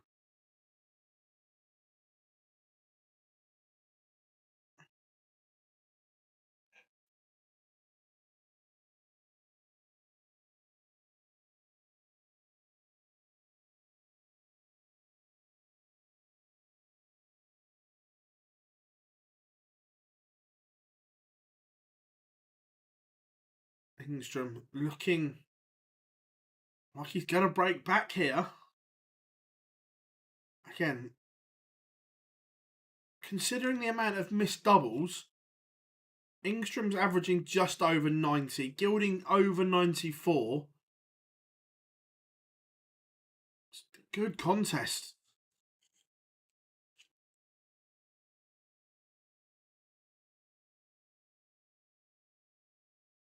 On the Euro Tour next year, there is a return to Göttingen in Germany, an incredible venue. It's like an old,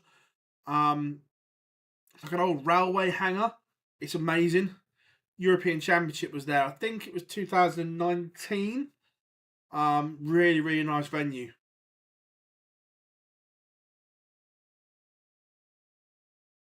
A timely 140 from Gilding may have got him out of jail with a dart at tops.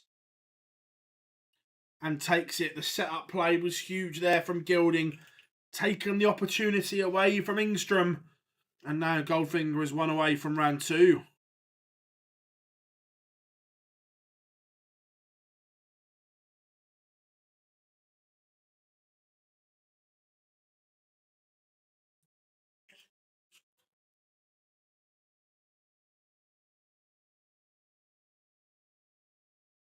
Got a Welsh World Cup shirt in the audience as well. Someone waiting for the ferret later on. See him by their Instagram. Johnny and Joe out for a spot of lunch.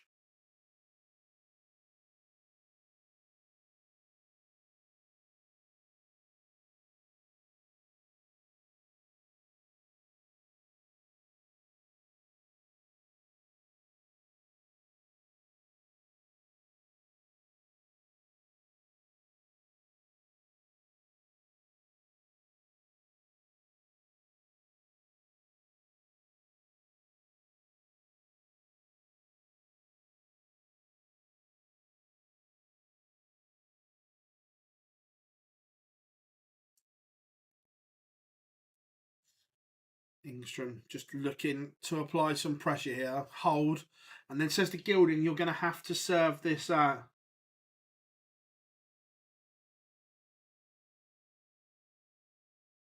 Nice. Cheers, Anthony. Against Super Chin. Darrow. Gurney.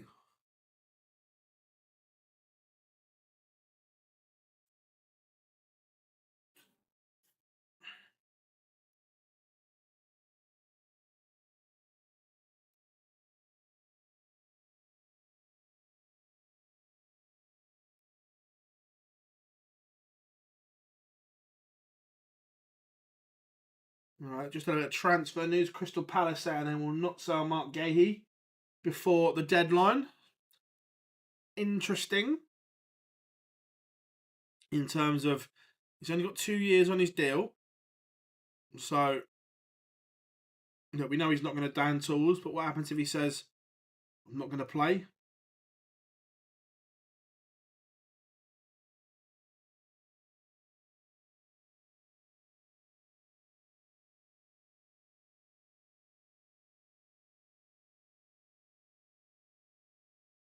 Johan Engstrom has missed a dart at double 5. Gilding 81 to win it.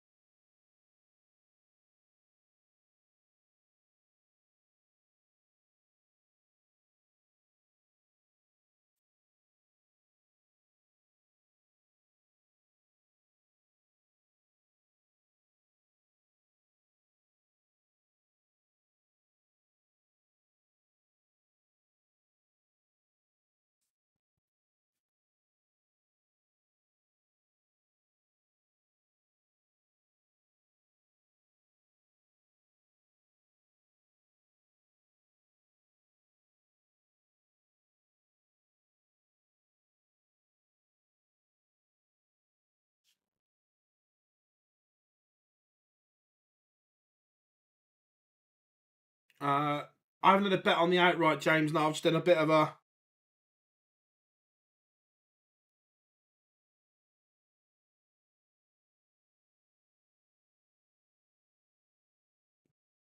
And Andrew Gilding does get over the line, a 6-4 winner.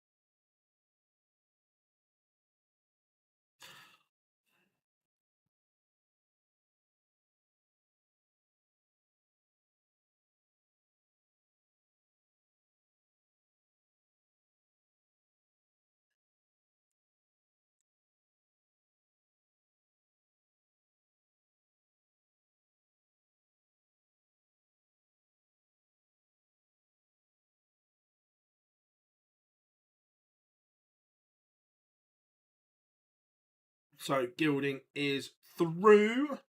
Let's update some results on...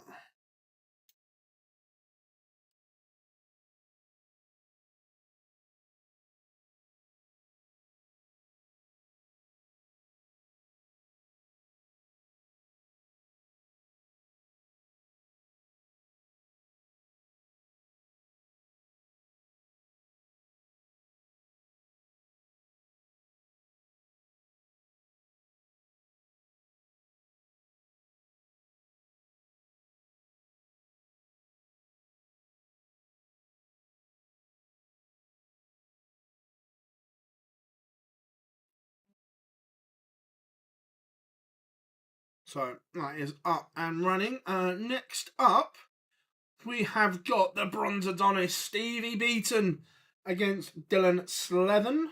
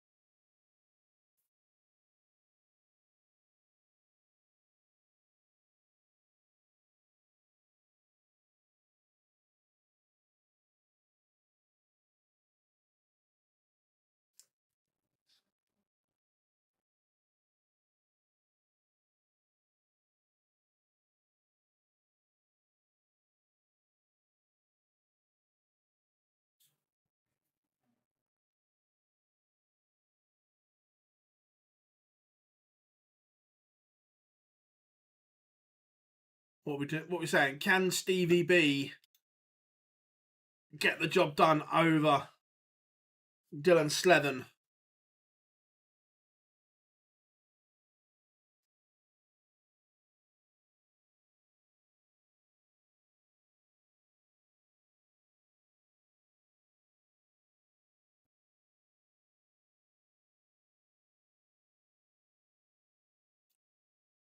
And here we go. Pictures are back after the break. So Stevie B. What? Let's have a look at the World Championship race. Where is Stevie B?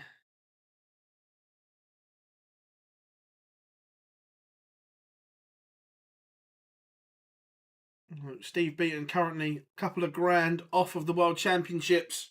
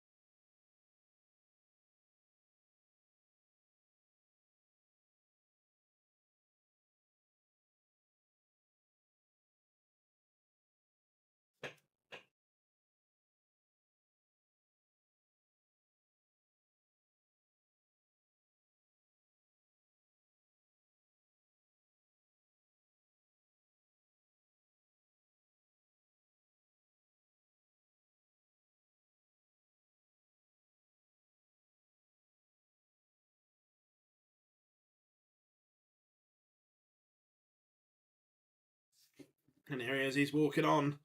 The Bronze Adonis.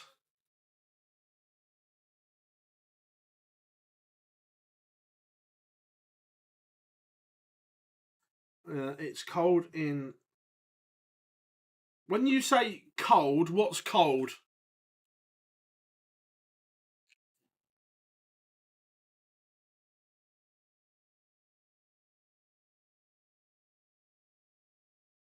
Matador, is that just because there's no one in your area that's putting one on?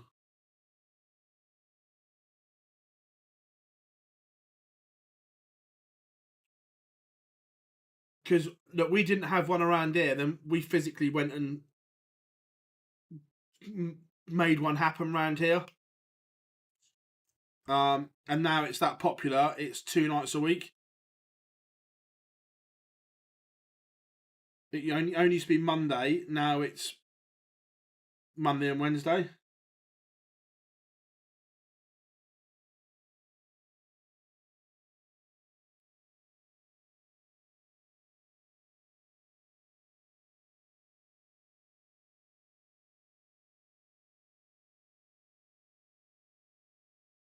Let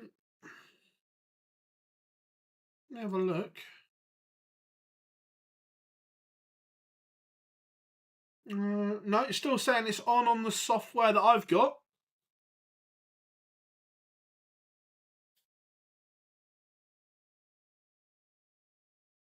Yeah, it's Dylan Slevin against Steve Beaton, Boris Krcmar against Stephen Burton.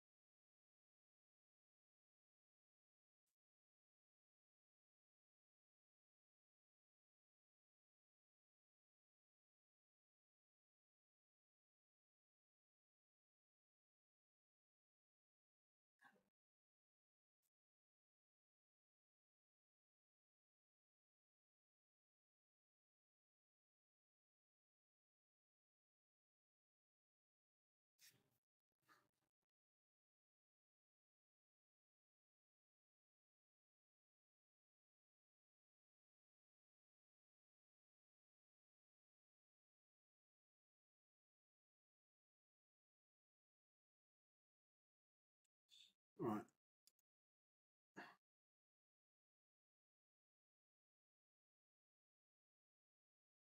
Get that one up. There we are. We are underway. Slithen against Beaton.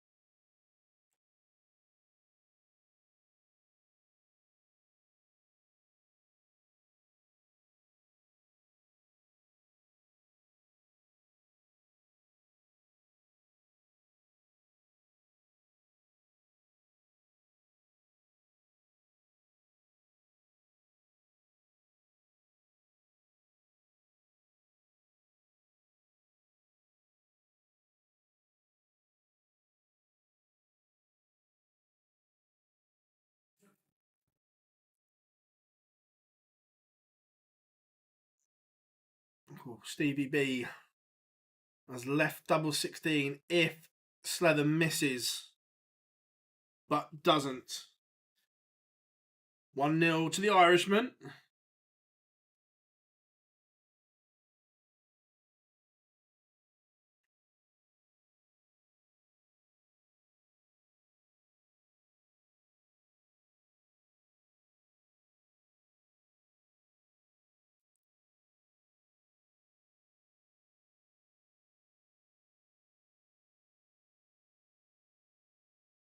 Just looking at the Dylan Slevin dart.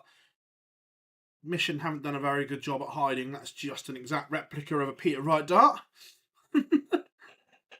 I know they all do it.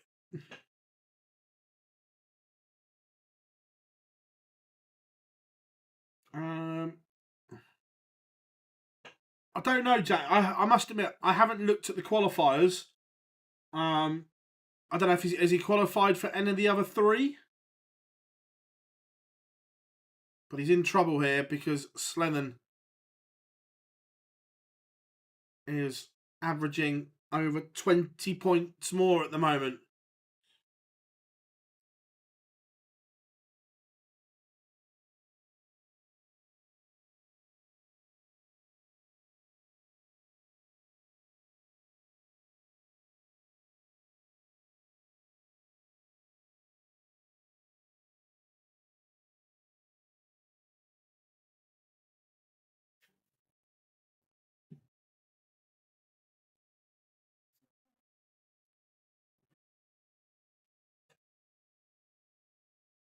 Stevie B, an outside opportunity here to hold. He wasn't really in this leg. But now all of a sudden, it's not going to get a dart at a double though.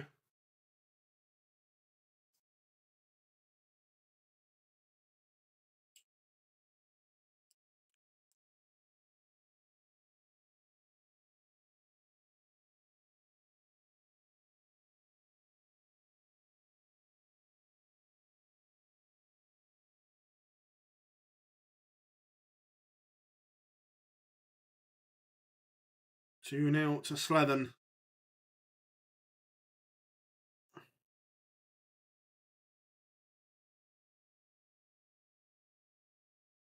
So yeah, James, quite possibly this could be Stevie Beaton's last European Tour event. Unless there is some radical change.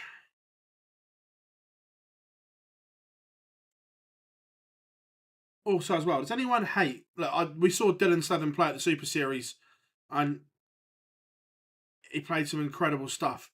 Anyone else think his nickname is absolute shit?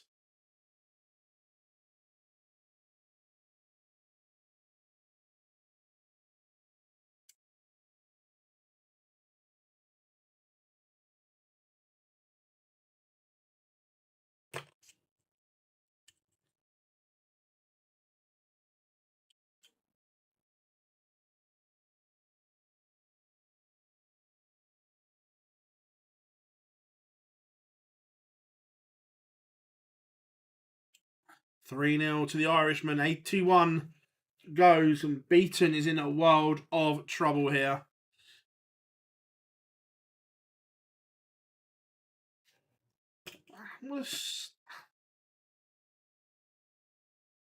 How are we doing, Daniel? Look, considering the way he kind of burst onto the scene, I've been a little bit underwhelmed by Slevin's 18 months on tour so far.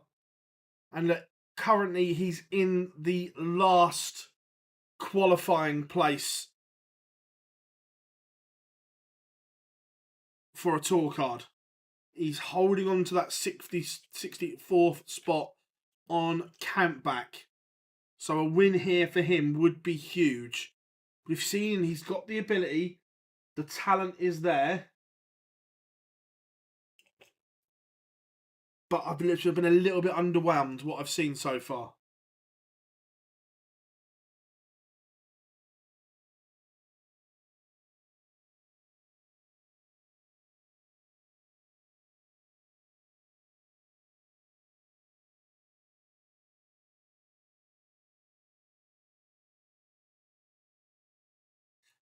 Remember, if you haven't yet, drop us a like and subscribe. Massively appreciate your support.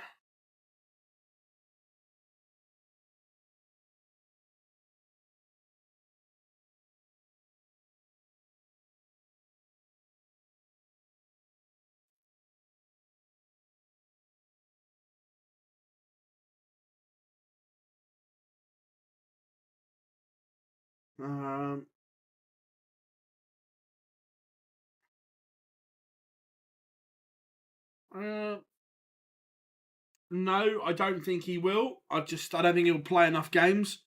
I think in certain ties that Pep will rotate him.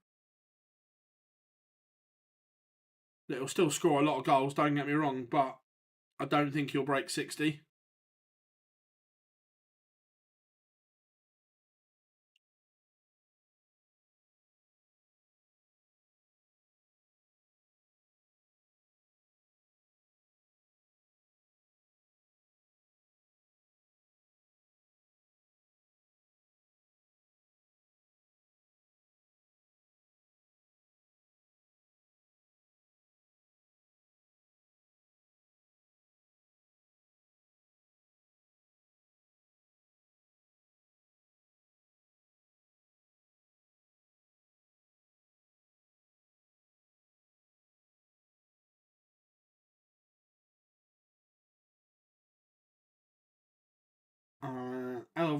It should, but I still think that at times he'll play with a false 9 in certain cup competitions or league games.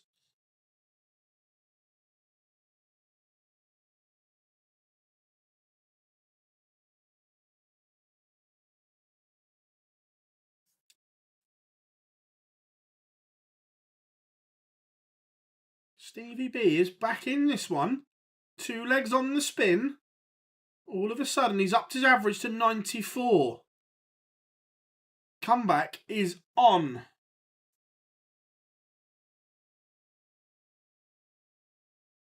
I've got access to the back end of one of the bookie sites or information. So that's how I get them. I think Gary will win a major this year, yes.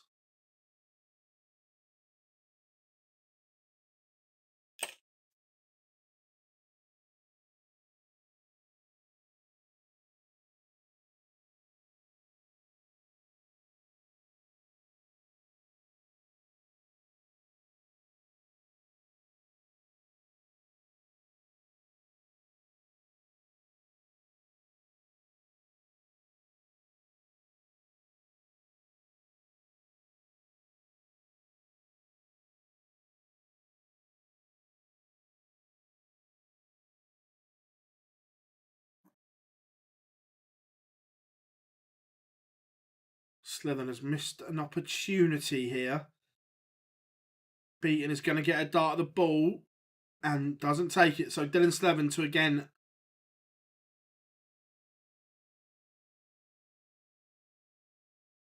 It is 4-2.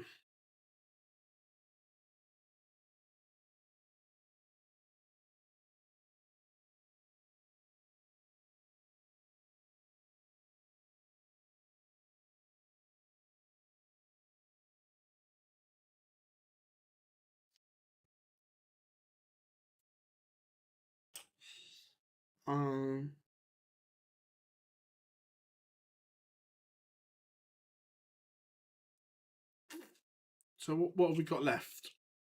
World Series finals, controversial. Players Championship, European Championships, World Grand Prix. Let's do it in order.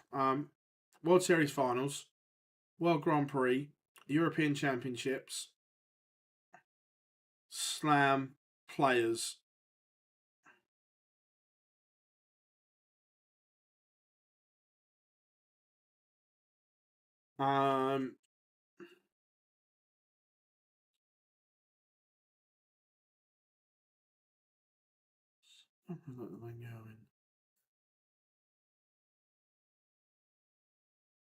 Four players will And the world, yeah. So 6.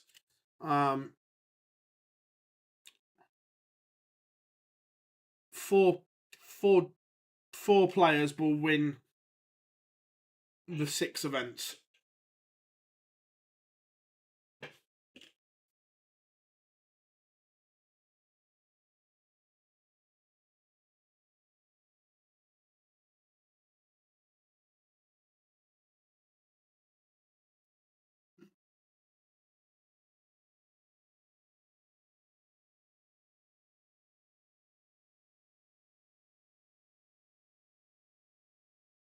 Yeah, he did.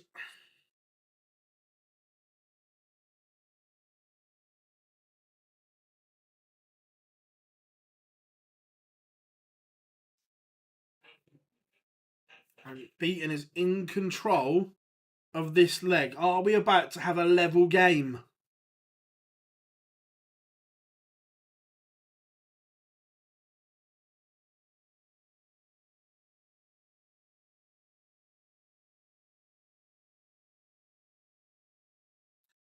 Beaton leaves 16. All Dylan Slevin can do is get down to a manageable finish. And he hasn't even done that. So Beaton to level up.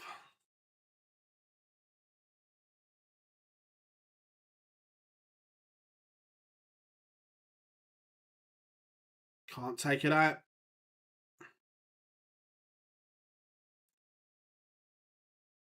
But lucky enough, Dylan Slevin not on a finish. Slevin has lost his way here. And Beaton's accelerated. Beaton's now averaging nearly 98 in a level game.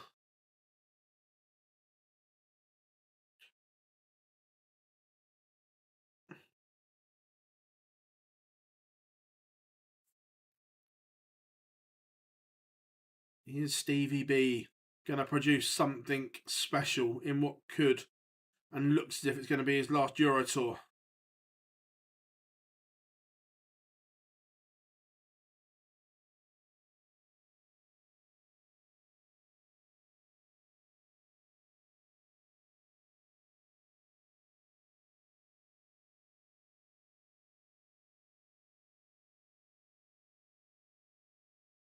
But Beaton, no real pressure on the Slevin throw here.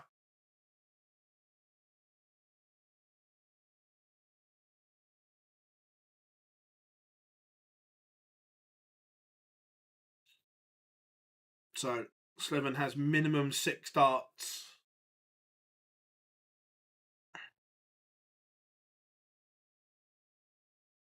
Snowing, Christ.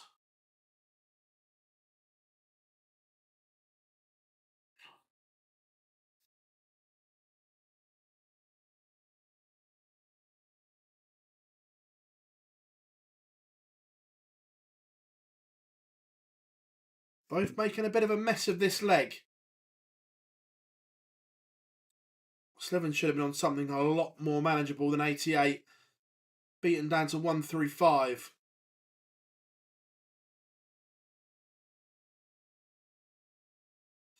But Dylan Slevin does polish it off and go within 1.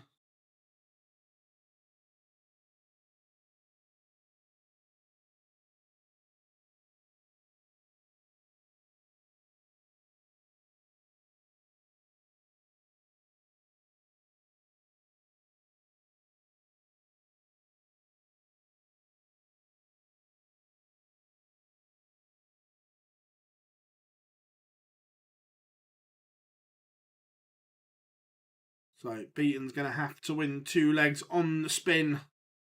First of all, it's about holding throw.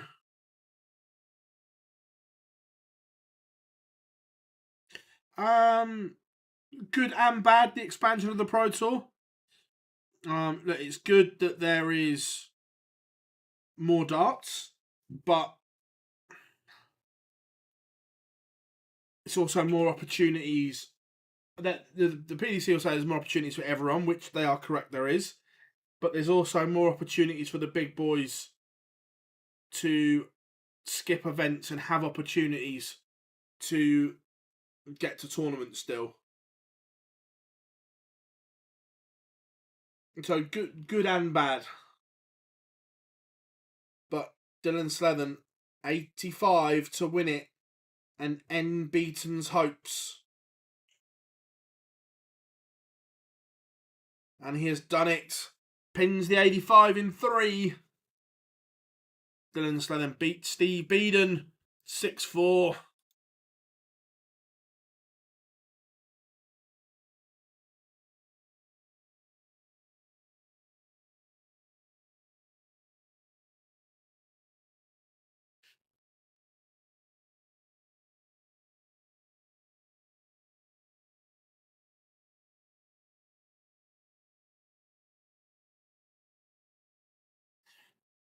Look, the midweek thing, that you're not going to change that, and look, that's the way the PDC are going forward. That they want the tour to be more professional, and if you're a pro and have a card, that's what you should expect. So look, the midweek thing, I don't disagree with, but they also need to, like I say, provide more money at the bottom end.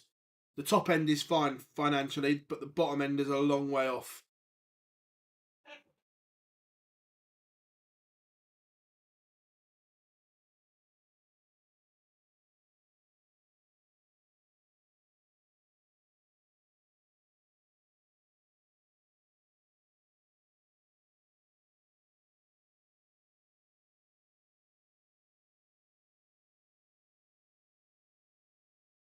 So, Stevie B departs, Dylan Slevin continues. Up next is Boris Krcmar against Stephen Burton.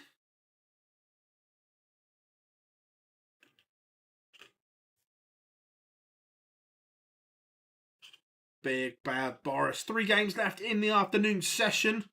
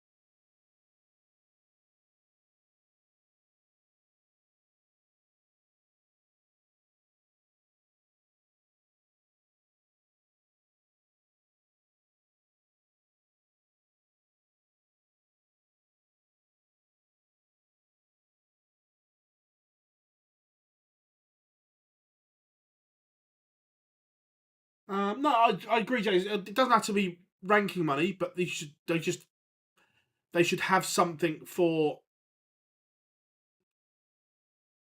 being there, because they've earned the right. They've won a tour card, so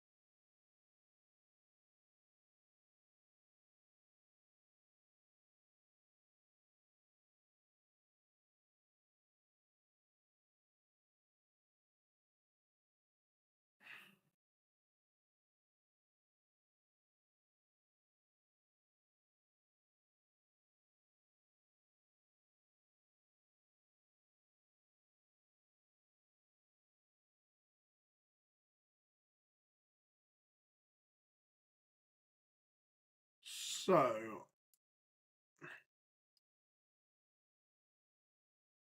live pictures again. So just getting ready to come back to the action here on the Euro Tour ET9.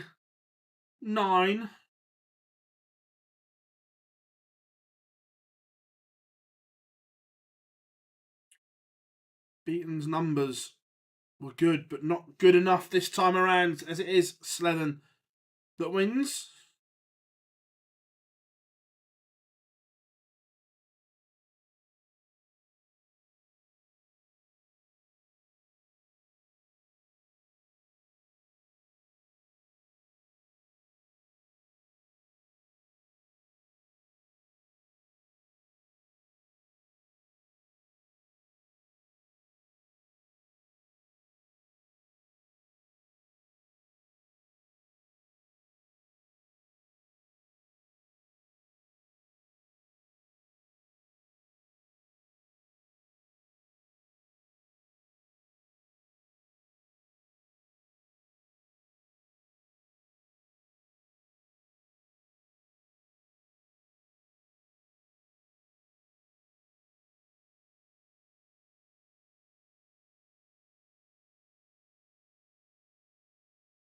And here we have walk-ons. Big Bad Boris is walking on.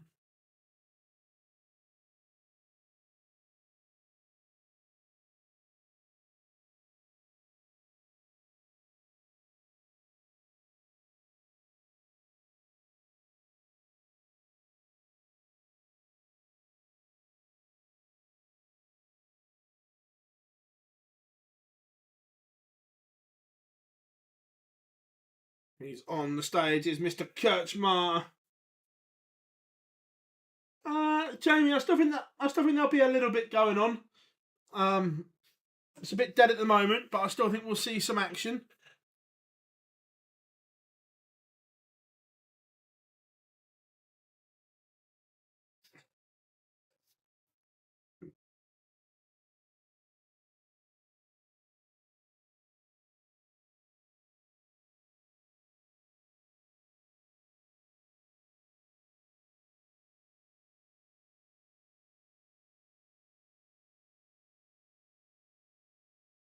I don't think either are particularly big maximum hitters, if I'm being honest. So, yeah.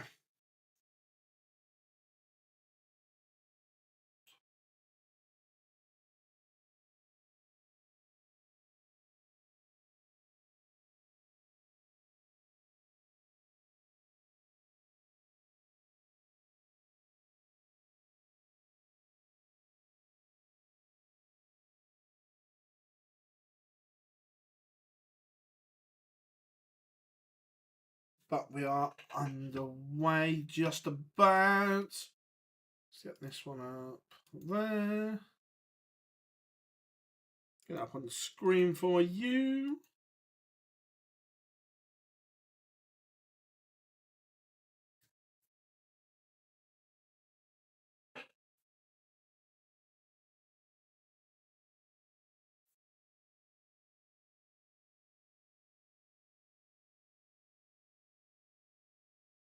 And we are underway.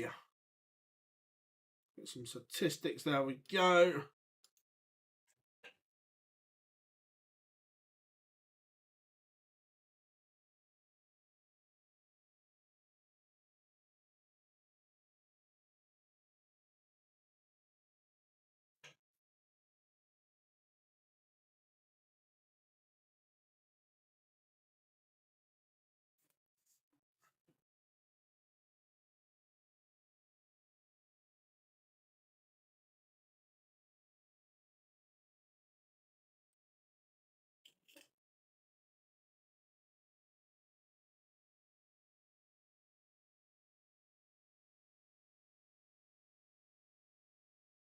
Right, it is game on.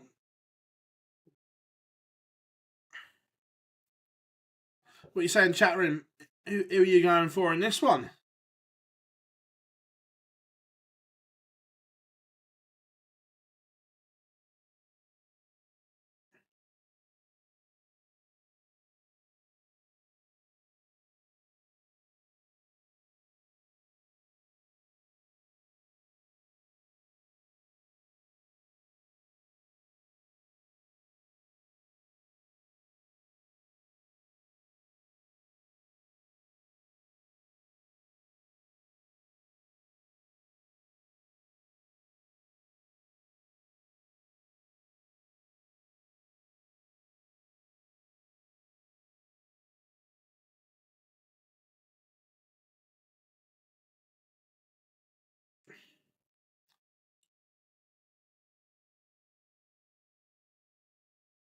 Bertie pins the 102 for a holder throw in the opener.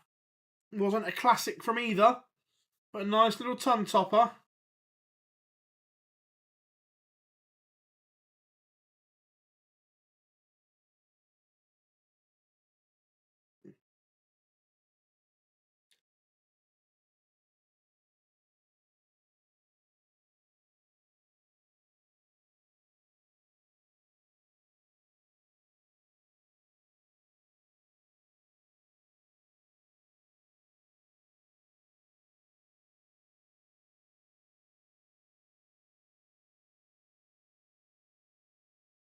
Do I have the biggest sliding doors? No. I haven't got any sliding doors.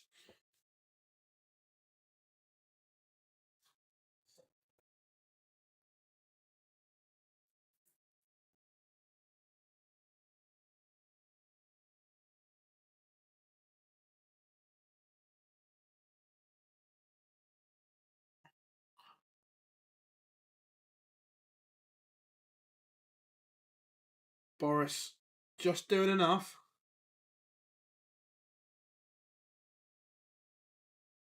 What do I think? I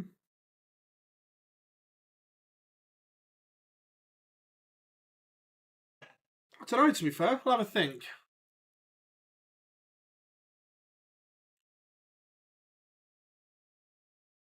Boris, oh, he's missed the big number. Bertie will get a go at the 170.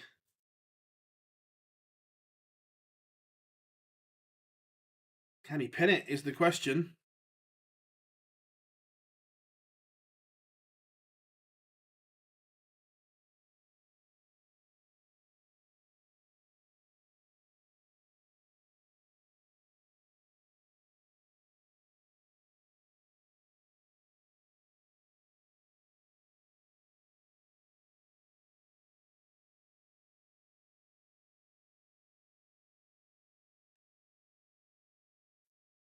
Both players making a mess at the end of this leg, and the averages are crashing.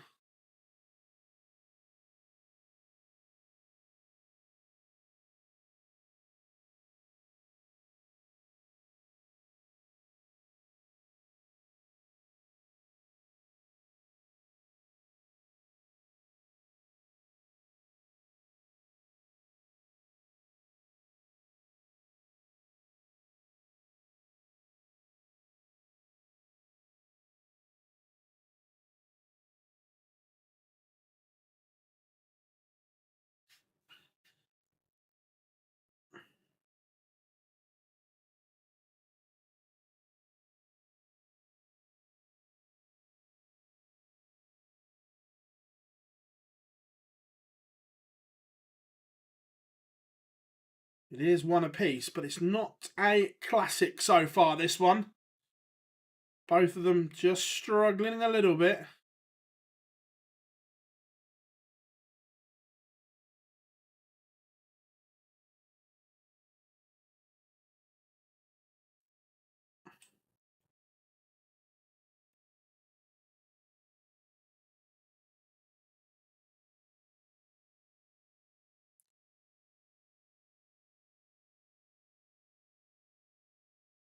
Showing the dart there, Burton using a very, almost a version of a Mervyn King dart. It's got that many scallops on it.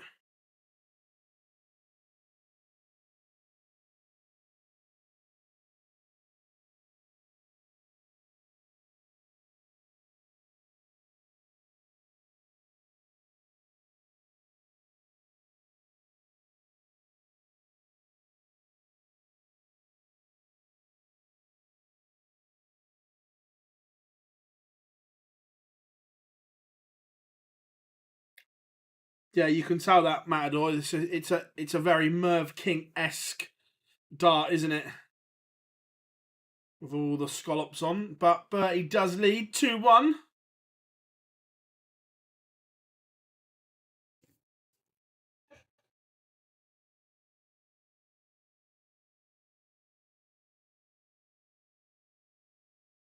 Pins a double 16, nice and clean from Bertie.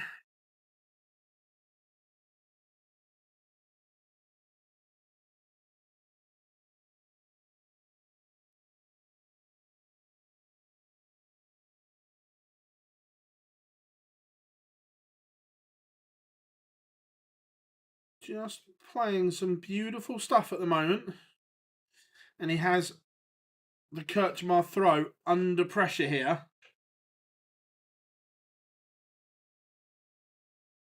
He's effectively taken the darts.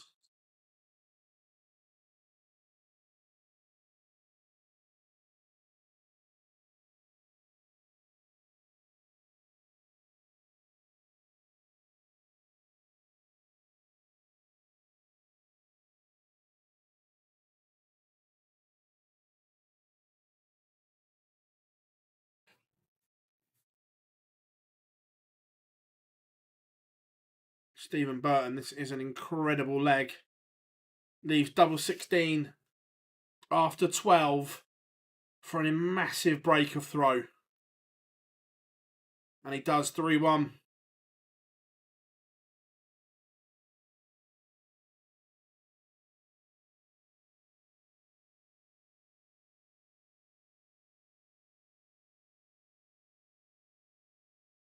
Burton's put nearly 10 points on his average over the last couple of legs.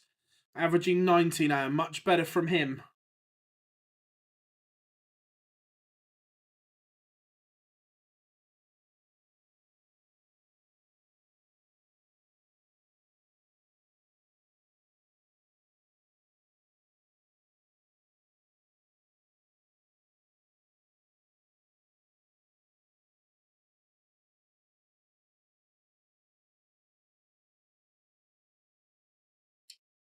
Krcmar is under the cosh.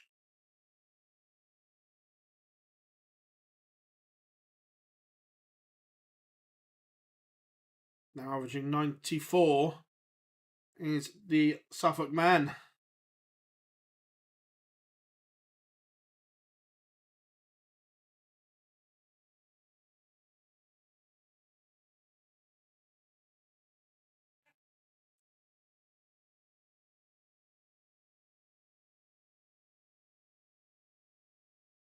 And leaves double 16 again after 12. It's a fine display right now. Look, the first couple of legs were edgy, but Burton has just grown into this. And it is 4-1.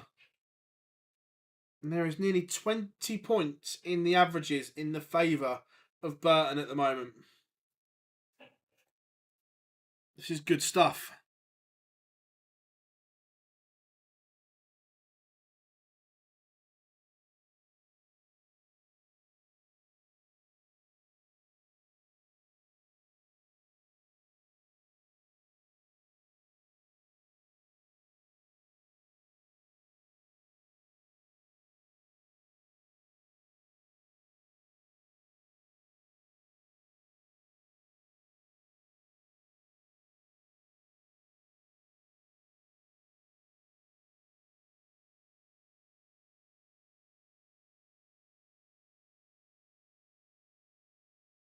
How are we doing, Owen? Hope you are good, mate. What's my thoughts on right Dimmy?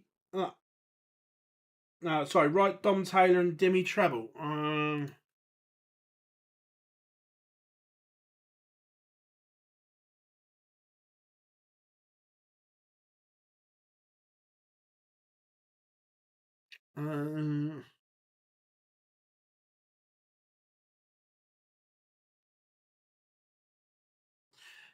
It has a chance. The only one I'm not. Look, they can all over best of 11. They can all beat each other, but Dom Taylor's form on the Pro Tour has been very good. But it's kind of one of those ones that don't write Barney off on a stage. Although, look, it's got a chance, but I wouldn't. It's in the balance for me.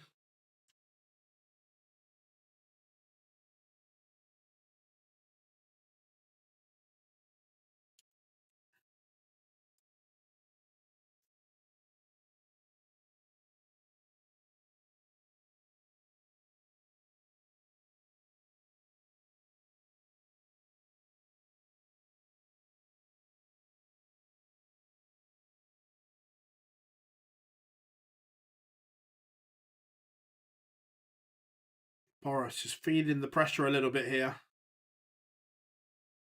Does get a leg back.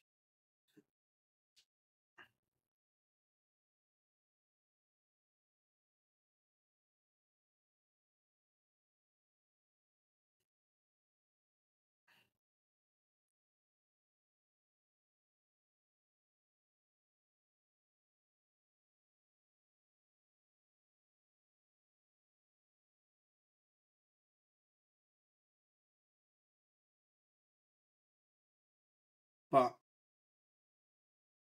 another maximum from Burton is in control here in leg 7.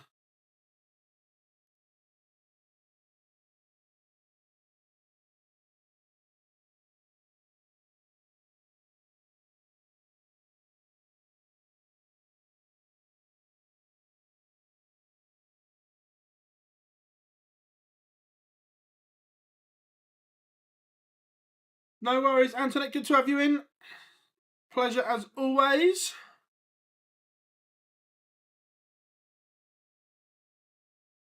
Burton leaves double 18. Boris can't take out the 1-2-1, so Burton will come back to go within 1. This is for a 5-2 lead.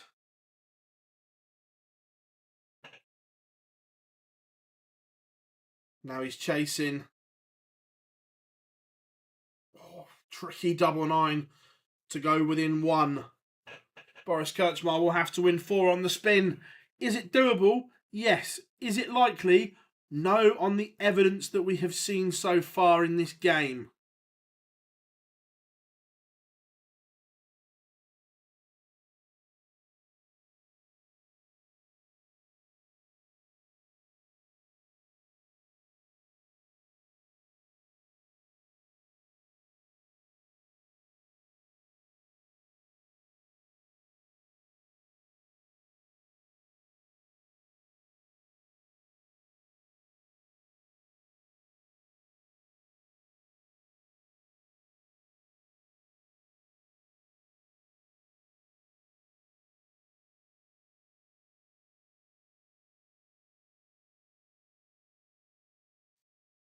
It's not looking likely it's going to get done in this leg. Boris is doing all right on his own throw.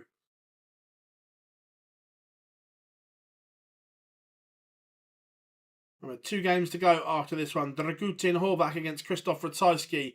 And then Brendan Dolan against the Obergenius that is Duijvenbode. Looking forward to seeing Dirk back. Played some alright stuff.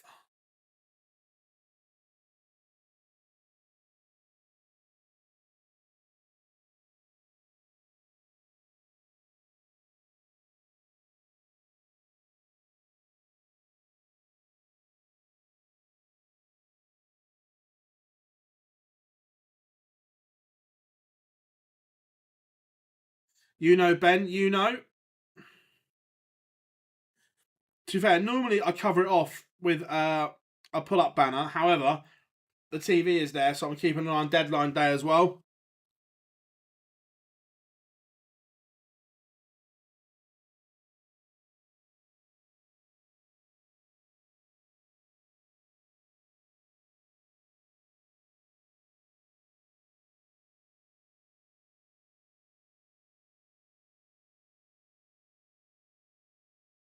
Felix, I haven't watched that much of it, if I'm being honest. But look, Tom Sykes is playing very, very well. Connor Scott is obviously in the mix. Look, your 3 favourites would be Scott, Sykes, and West. But if he can dig himself out of a hole today, if Neil Duff can get to tomorrow night, he becomes a danger. But he has to get out of the group today, which isn't going to be easy. So your 3 favourites are rightfully so. But if Duff can get out of the group, he becomes a danger tomorrow.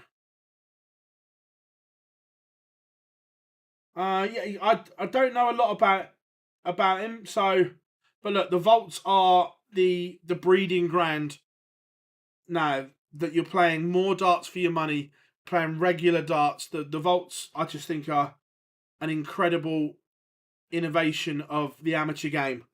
People will say, oh, they've been around for ages, and they have in different pubs and things, but to centralise them all has been superb under one organisation. But Burton, oh, what's he done there? Stephen Burton has had an absolute shocker there. And he pays the price.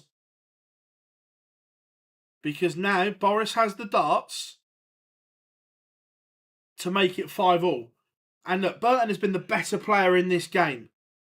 But all of a sudden, we could be going to a level game. The 16 is an absolute horror show from Burton. He's at big 11 going for double 8, and then he's at big 20 going for the 1. He's had an absolute honker.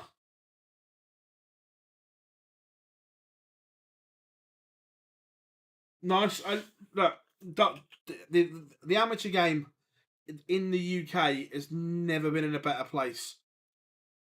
And the ADC have played a big part in that, introducing regular competitive darts. You've got the Tour, you've got the Vaults. I just like what they're doing. And now you've got the Tour finals, you've got the Global Championship.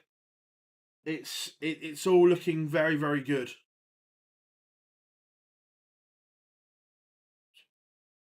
But Krcmar has 6 to get rid of 2-2-1 and send us to a level game.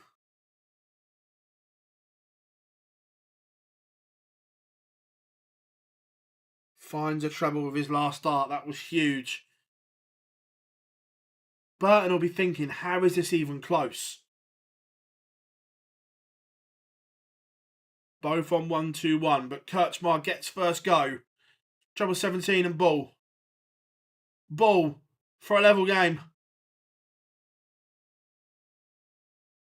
Yeah, the old set up and leave double 18 route. I'm joking. He's obviously hit the bullseye for Burton. And this time, Stephen Burton does get over the line. He deserves that. He has been the better player. And it is a 6-4 victory for Bertie. But he made hard work of that.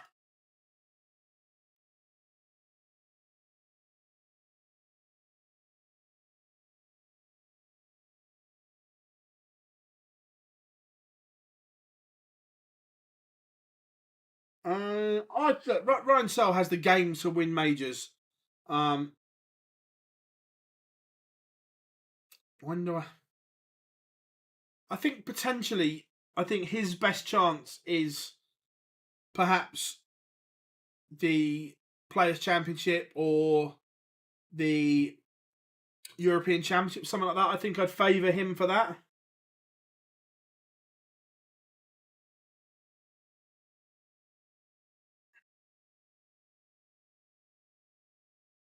Yeah, I completely agree. The vaults are superb.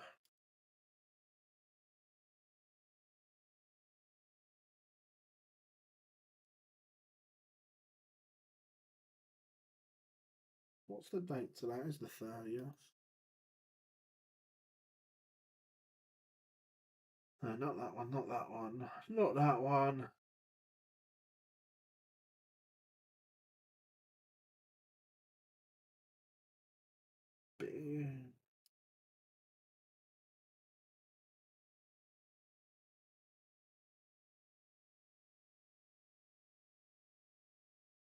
So, okay, so that one, Ratajski is next.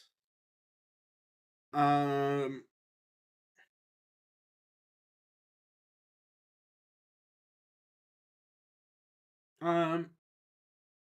Masters changes until I've seen the final criteria. I am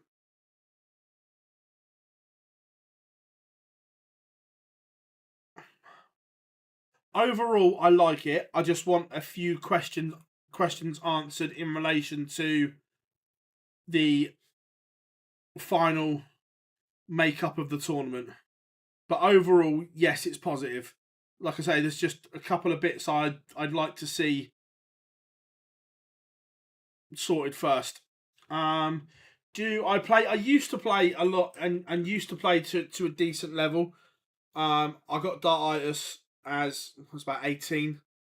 It's never really been the same since. I can still practice really well. I still practice with Jamie Kellin, who we see on the Super Series. I can still practice with the best of them. But will I ever be a match player again? No. But look, I enjoy having a chuck with the boys and things like that. But when I was, this is going back, what would it have been?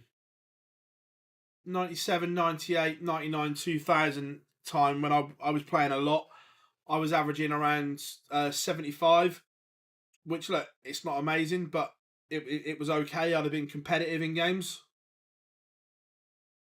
I can still have the odd good leg here and there. I had a 12 a couple of weeks ago, then followed it with like a 25 or something like. So look, I think it's just up and down. So yeah, look, used to play to a decent level, but not so much anymore.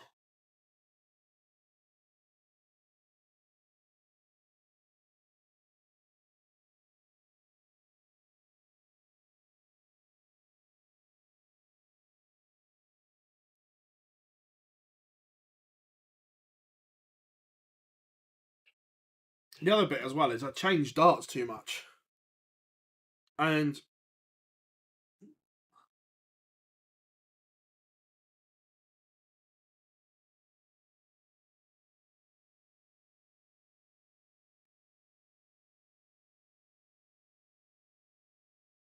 right, we have pictures coming on again.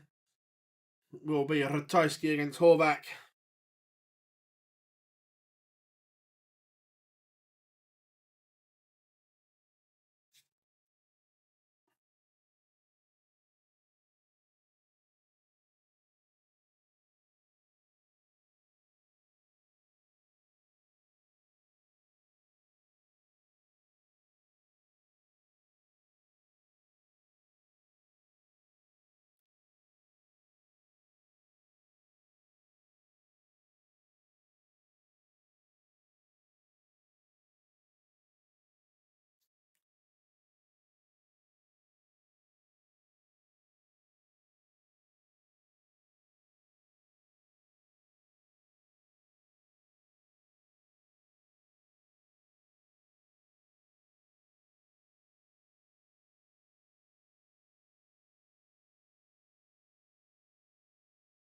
And we've got Swissville bringing them on.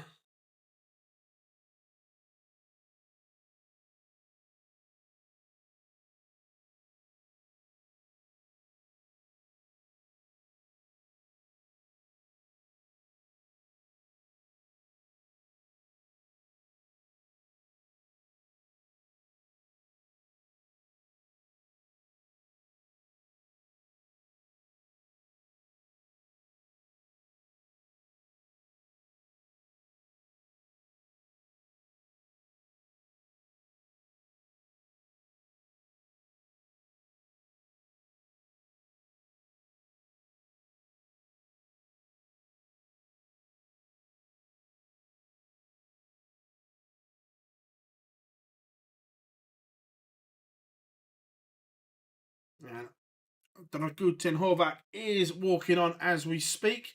Look, you look at it, most would say this should be a fairly comfortable win for Ratajski. What are you saying, chat room? In agreement, or?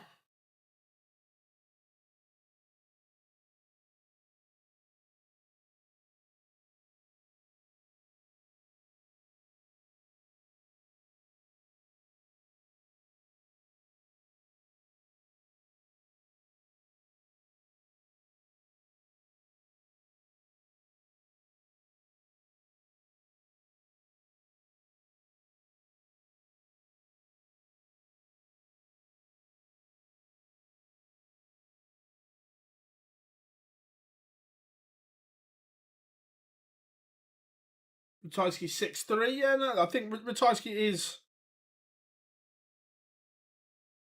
his favourite.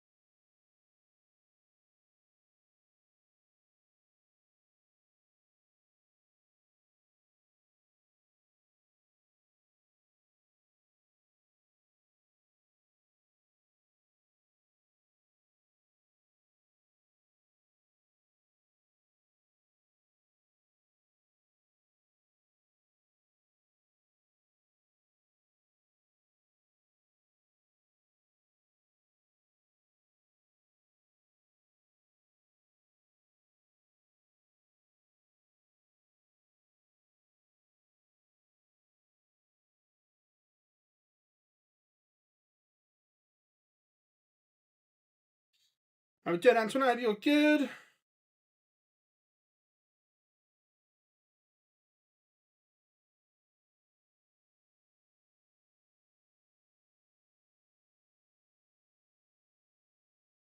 Right.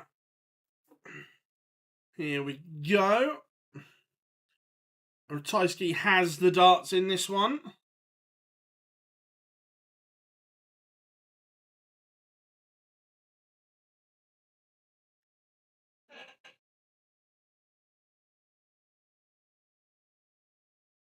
And we are underway, and Ratajski starts with a treble 20.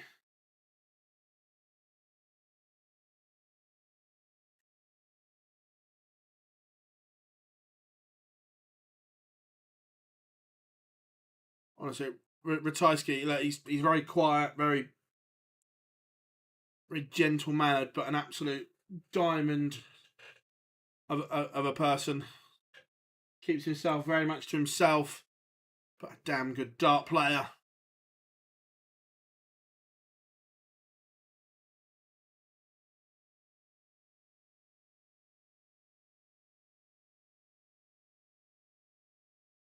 It's a good question, Felix. You say when stroke if, and look, I don't know. I haven't got any inside info, but I think next year's World Championship goes to 128. That's my gut. That I think it goes to 128 next year. So you've got 16. Sorry, you've got 32 extra spots. Personally, I would like to see out of those 16, I think an extra. I'd like to see 4 women in the World Championship. So an extra spot to the women's tour. I would like to see, I think, eight more from the Pro Tour Order of Merit. I think out of this, you have to give extra spot. There has to be extra spots to the tour card holders as well. So eight out of the 32 go to the Order of Merit because it's a quarter. Then I'd like to see the rest of the spots distributed between the Challenge Tour, Dev Tour, Women's Series, and the associated tours, the CDC, the Asian Tour, the DPA, the DNZ.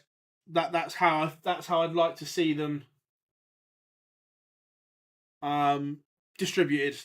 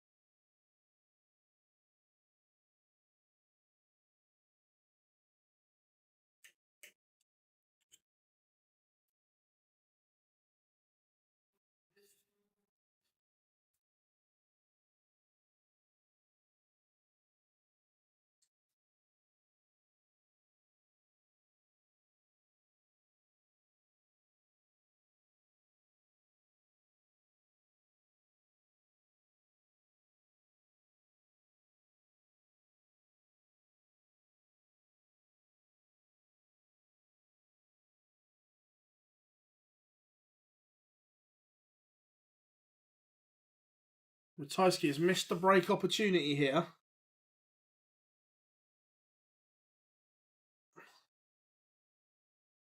Can Dragutin Horvat hit? The answer is yes, he can. Last start in hand. Yeah, look, by increasing the field, that you can't just give him elsewhere. The tour card holders have to have a say in this as well.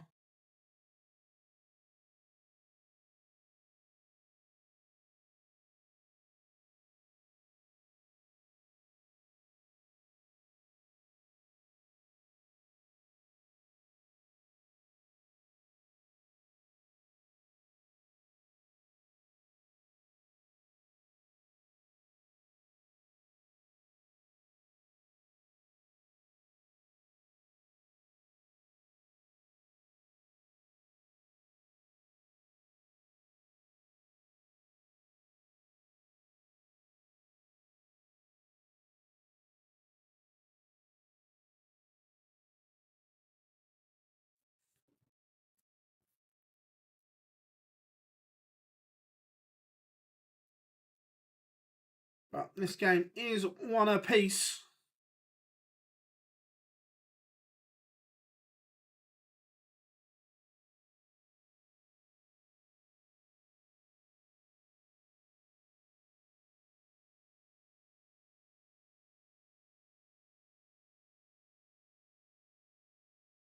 But Ratajski looking as if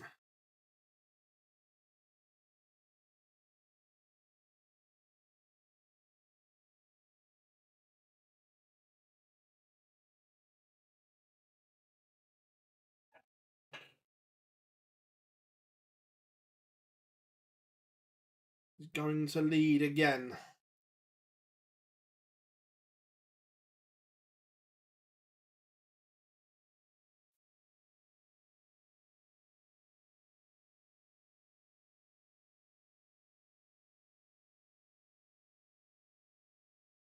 Ratajski does lead. The Polish Eagle.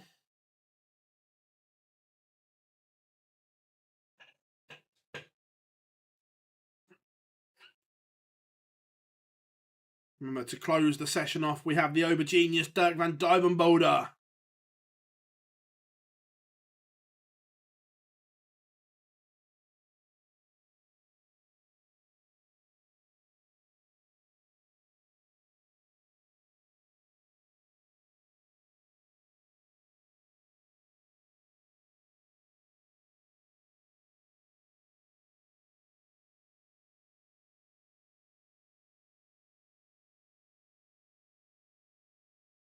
Again, there's a huge disparity in the averages here, but on his own throw, Horvat is just keeping him at bay.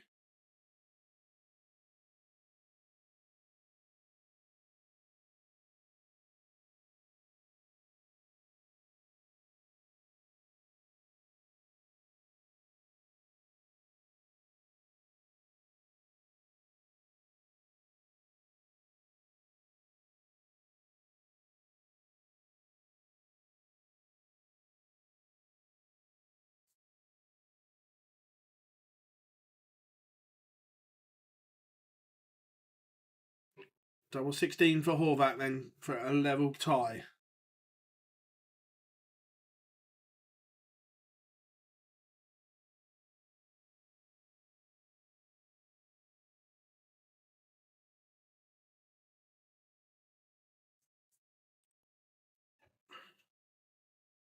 Again, Ratajski starts strong. 2 treble visit for the Polish Eagle.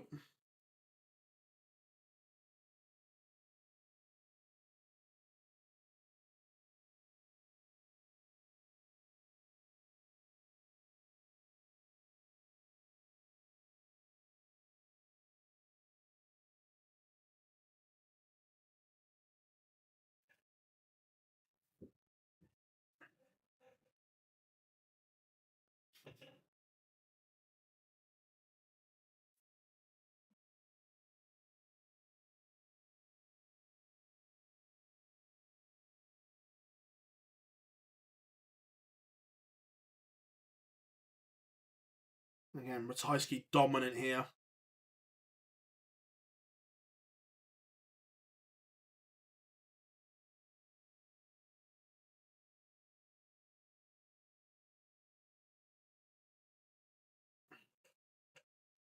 Horvat is going to have to threaten at some point.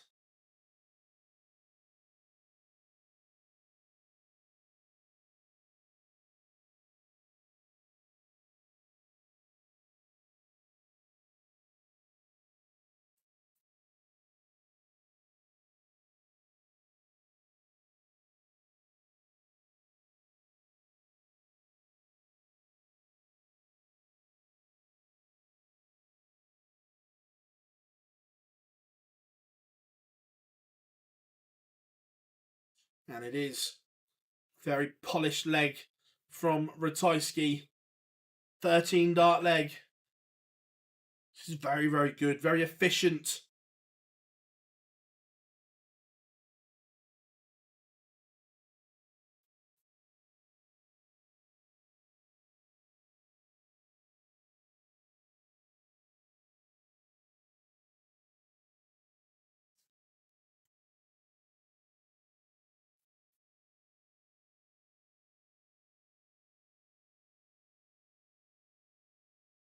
But I said it was efficient from Ratajski. It's also efficient from Horvat here because he's in complete control on his own throw as well. He's brought his average up to 90.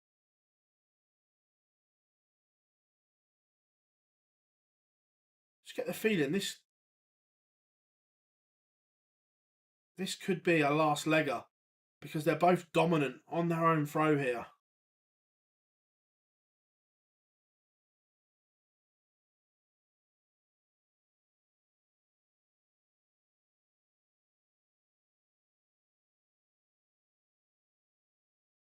There are enough in depth.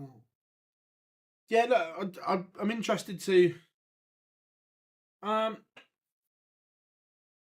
the Poland debate, I agree, but I also don't think you can have a World Series and a Euro Tour. I know Holland does, but look, there's obviously huge sponsorship for that Dutch event. But I personally would have liked to have seen the World Series event in Poland scrapped in favour of a Euro Tour.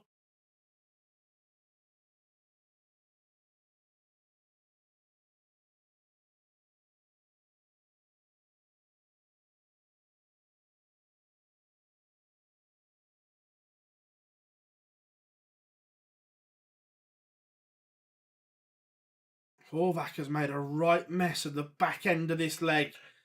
And we were saying how good the scoring was. But all of a sudden, Ratajski has broke. He has punished the misses from Horvat.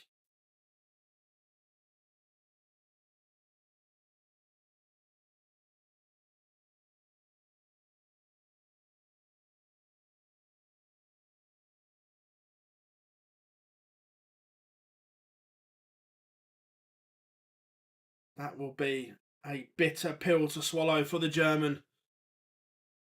But machine-like from Ratajski.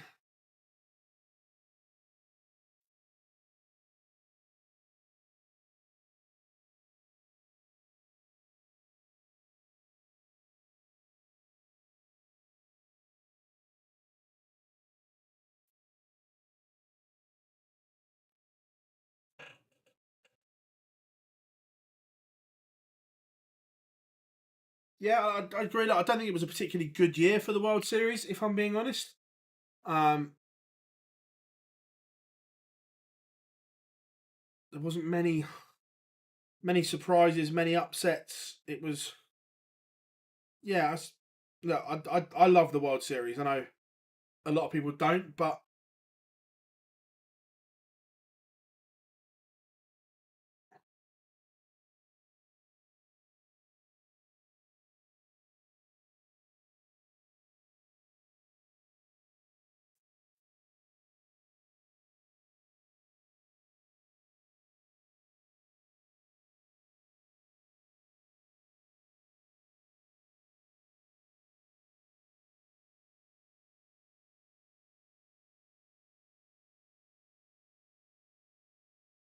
Can Horvat break straight back here? Looking at 119. Only needs one treble here. But he can't find it with a straight into the 7. So Ratajski looking at 5-2 here.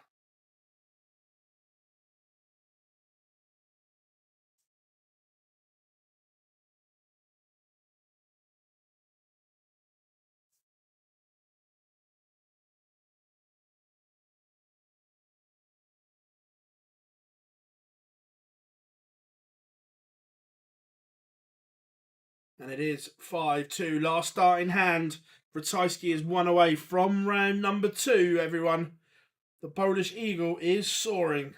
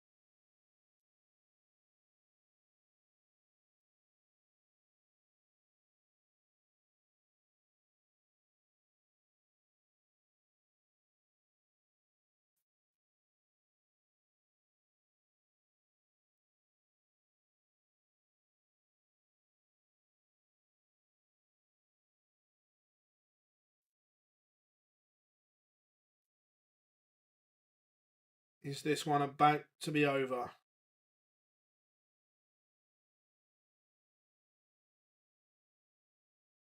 Ratajski looking to set this 2-10 up.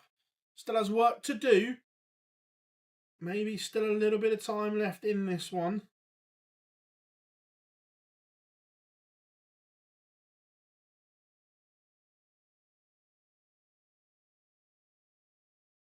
How can you not have Simon Adams?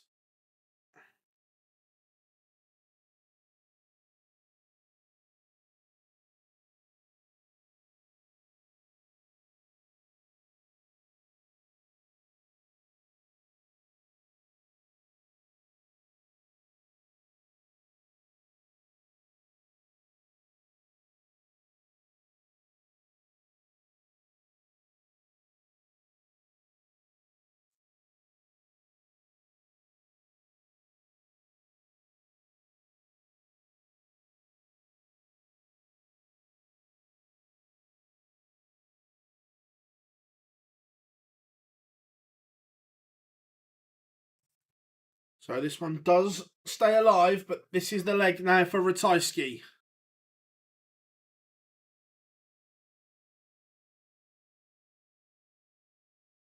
And he has started like a train.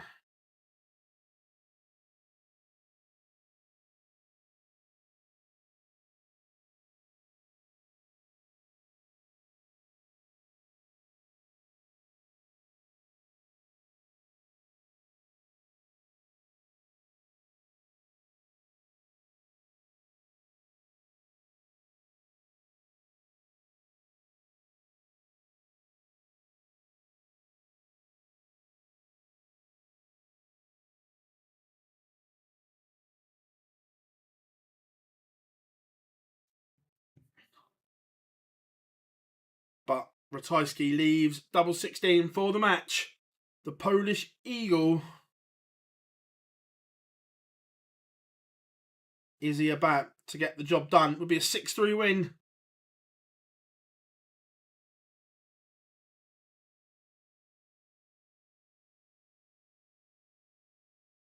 He's going round the houses, but does find it last starting hand. Ratajski is the victor. 6-3 win.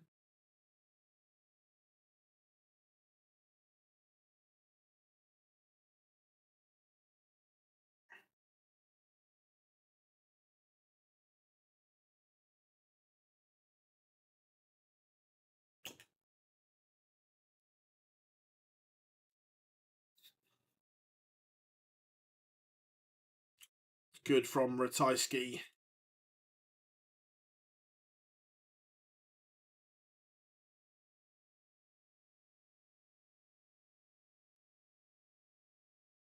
So one more to go this afternoon. Brendan Dolan against Dirk van Duijvenbode. What are we saying, chat room? The history maker? Or the Ober genius?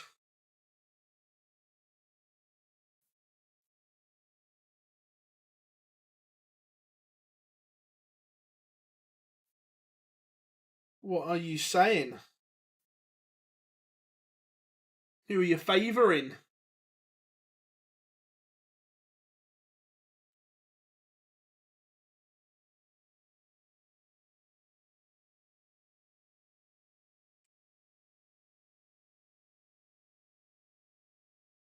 Brendan and Noble. Look, this game for me is all on Dirk's scoring. If he hooks it up, he will be a danger. Breaking news, Chelsea still pursuing a deal to sign Osman. Yeah, good luck with that one.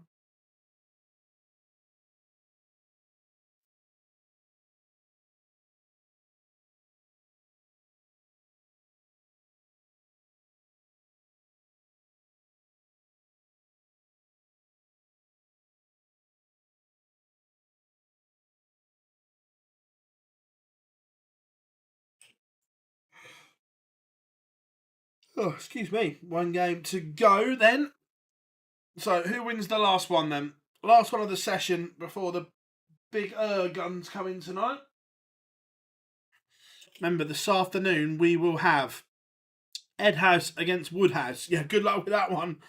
De Souza against Hop.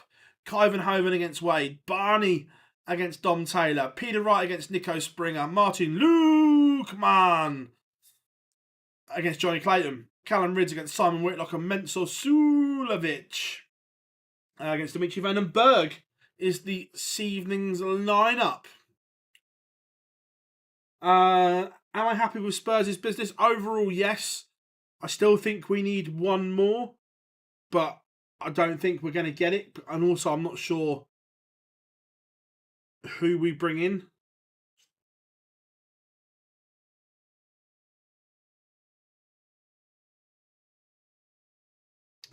But yeah, I overall, yes. I still think we're a world-class holding midfielder away. But overall happy, yeah. I still think there might be a one or two out of the door today as well.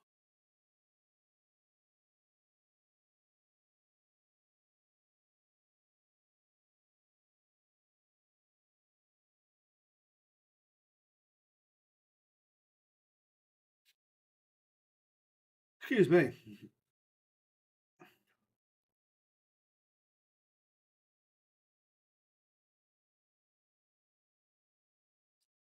Right, we have got 30 seconds till walk-ons.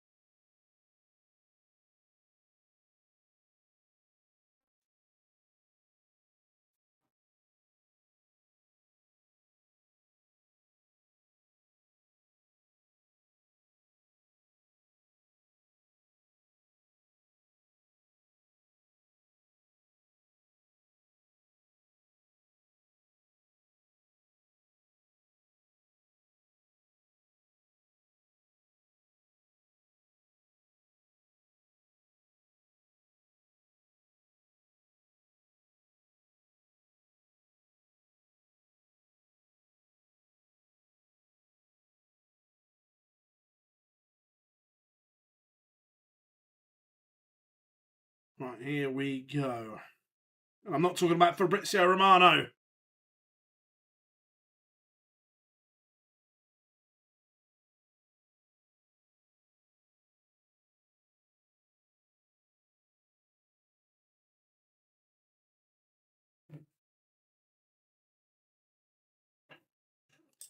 So, one game in the session.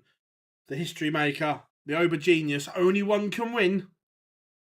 And look, Dirk, we know he's had an injury ravished 18 months.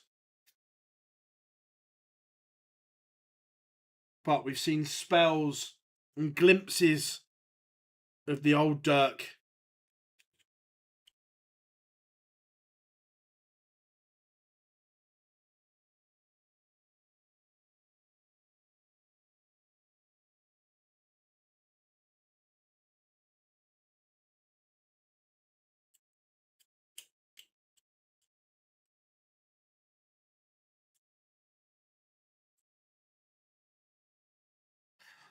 Look, before the injury, he was very firmly on the Premier League radar. I completely agree. Big averages, monster 180 hitter. And then injury struck.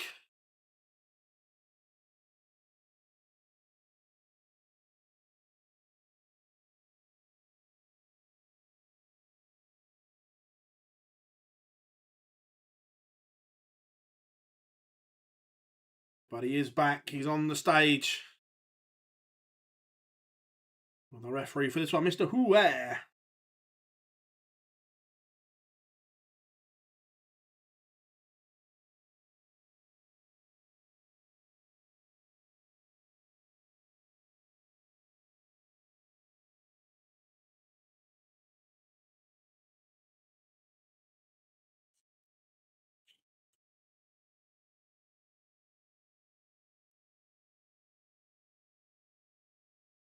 German crowd in Hildesheim loving Big Dirk.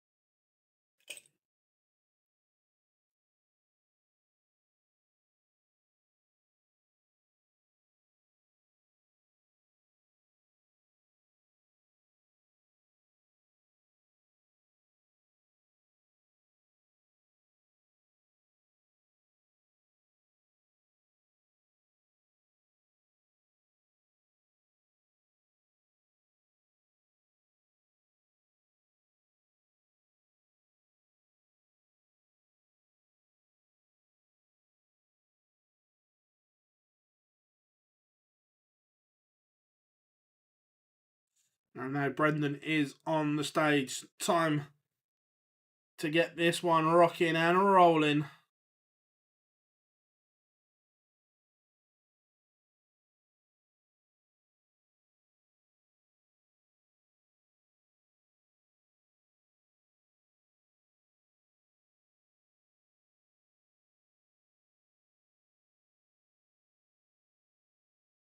So, last one of the session.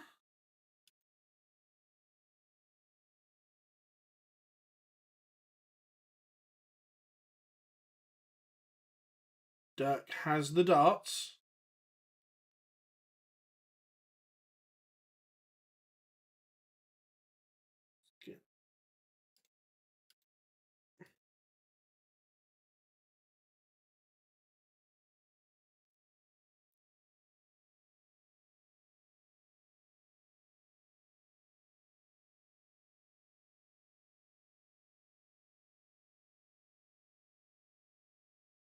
Just twiddling the board. Hugh's getting his measurement tool out. And Brendan saying it's out. Hugh saying it's level. Oh, Brendan, he's not happy.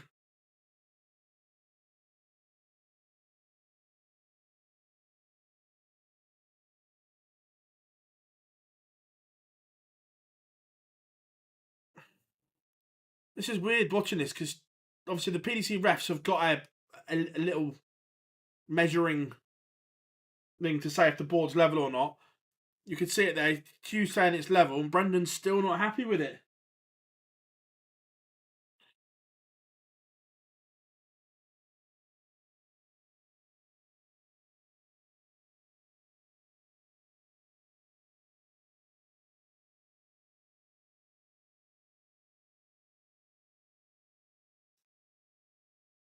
It's an interesting little one.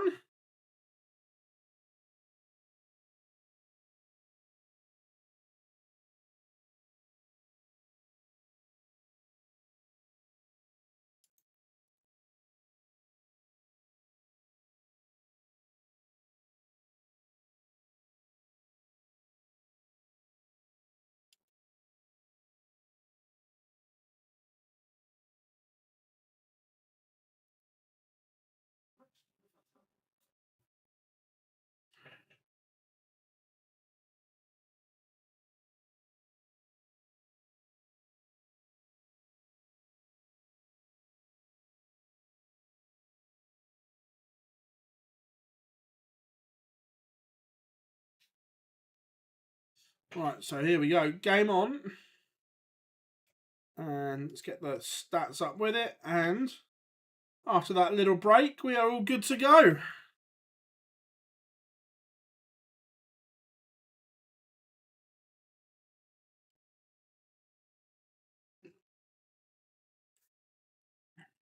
Brendan still doesn't look settled at all.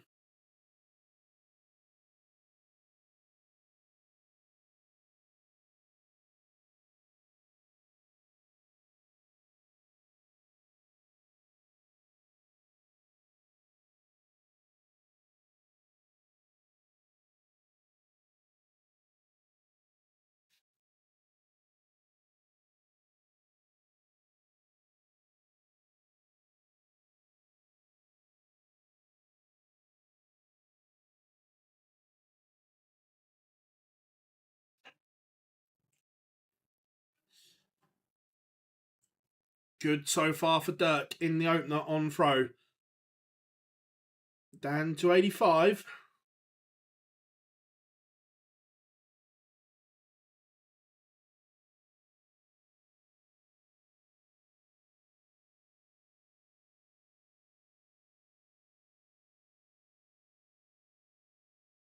And takes it in 3. 1-0 to the Aubergenius. The action just looks so much better right now.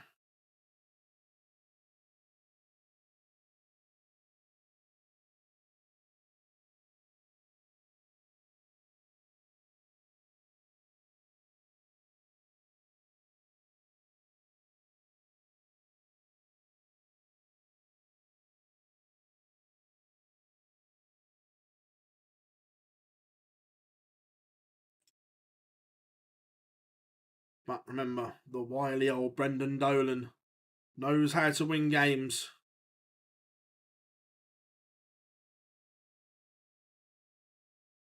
Remember, we will be back this evening. I think it's a 6 o'clock UK time start.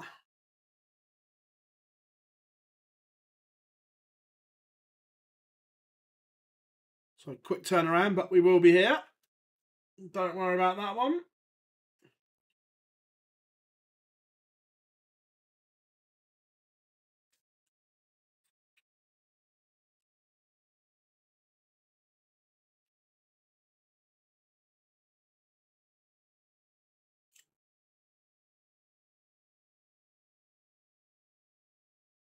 Brendan just doing enough here in leg 2. On his own throw, down to 120. Only a 180 really hurts and gets Dirk back into the leg.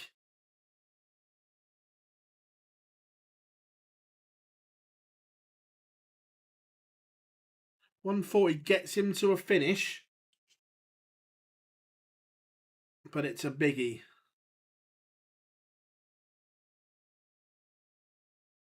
Dolan leaves 20. Now, what has Dirk got in the locker? Has he got a 144?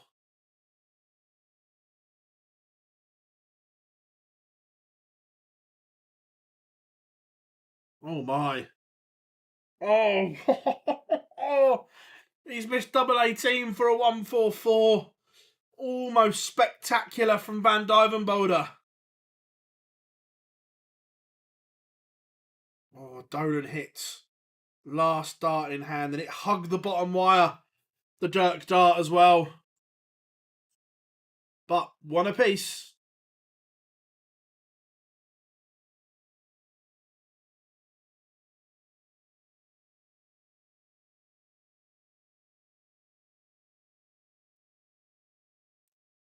Just looks as if Dolan breathed a huge sigh of relief as that hit with dart 3. I'm sure it wasn't, but it felt like watching it. It was thrown with hope more than expectation.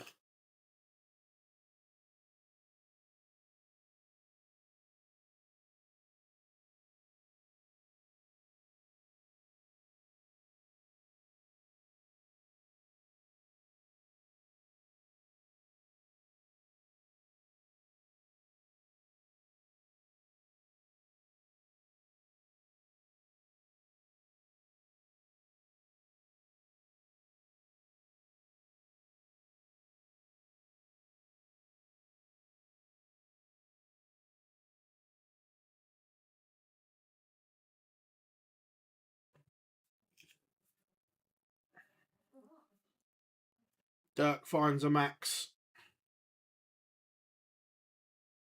And is in control again on his own throw.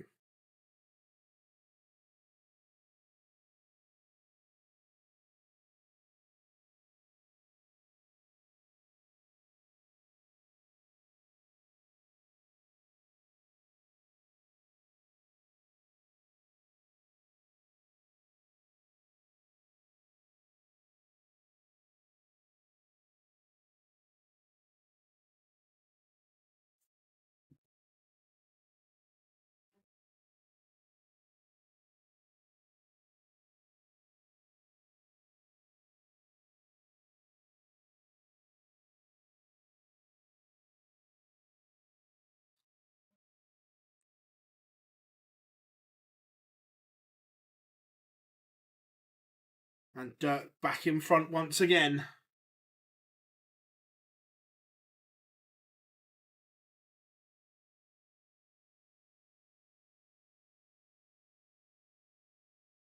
Two one to Dirk. It's just look, it's nice and steady. He's not pulling up trees, but a nice 90, well, nearly 95 average is tough to beat.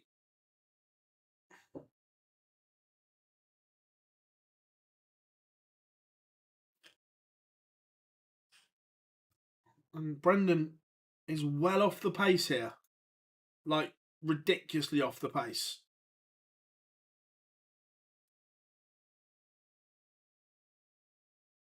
So a huge opportunity for Dirk.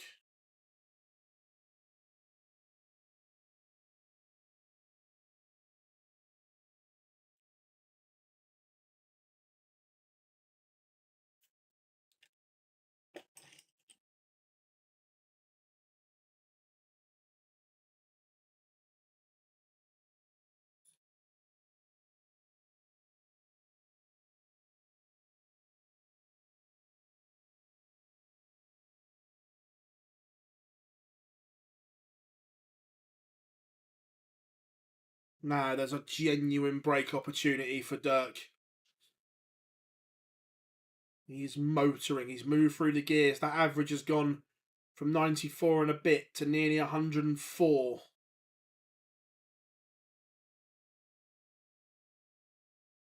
Can't take it. Missed 2 darts to win it.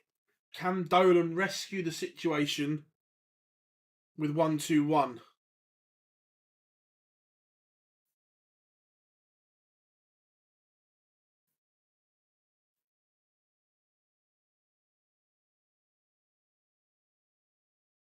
No, so Dirk comes back.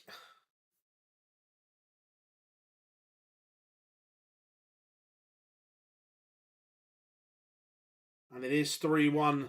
Dirk van Duijvenbode is stretching his legs here. This would be a huge result for the Obergenius.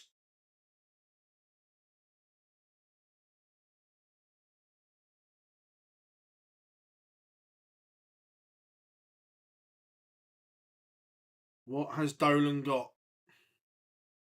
Look, he needs to put near on 20 points on his average here. He is well below par. And Dirk is kind of running wild at the moment.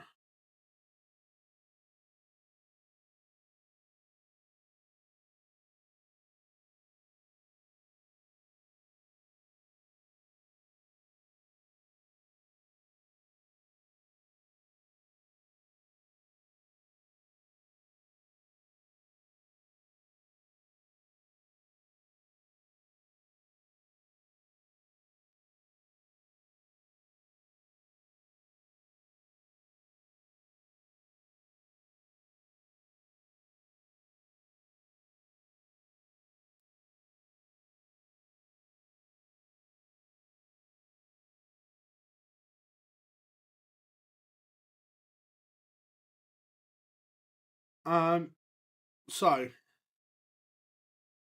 I primarily throw with the Colin Lloyd Red Dragon Dart, but I've also got the Winmore Valhallas as well. They're the two that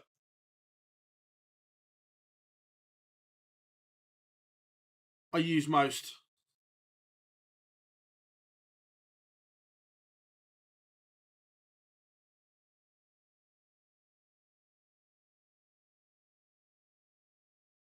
Dirk 97 when he returns. He's just under no pressure.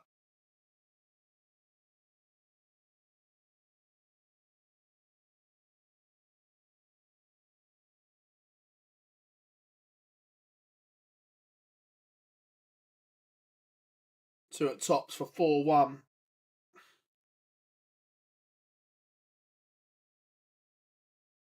Doesn't hit it, but will return because Dolan's not in the same neighbourhood. Well off the pace is the history maker.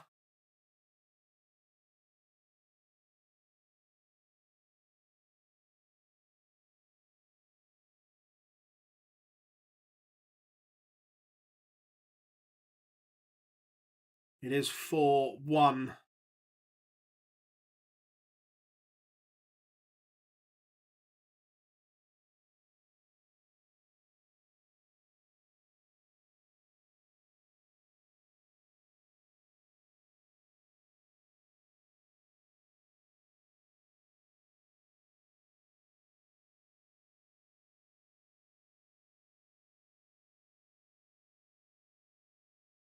Which ones? I don't think the Lloydie ones are that expensive, but the Valhallas are a lovely dart. Yeah, I like both of them.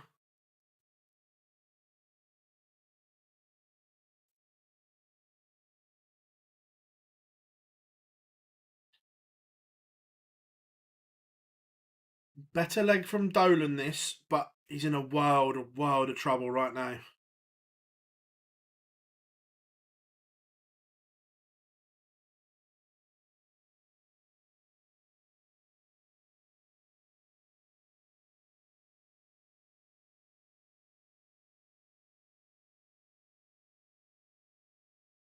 There it is, the famous chopper celebration from Dolan.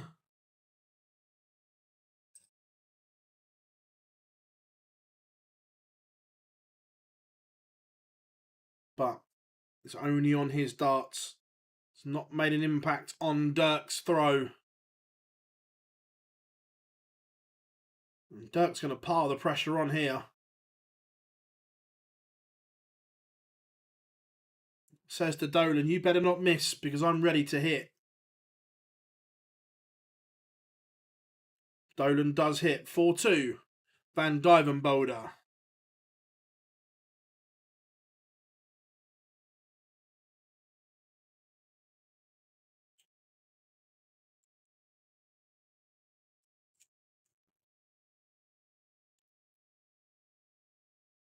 Trebleless at the start of the leg. Just opens the door for Dolan.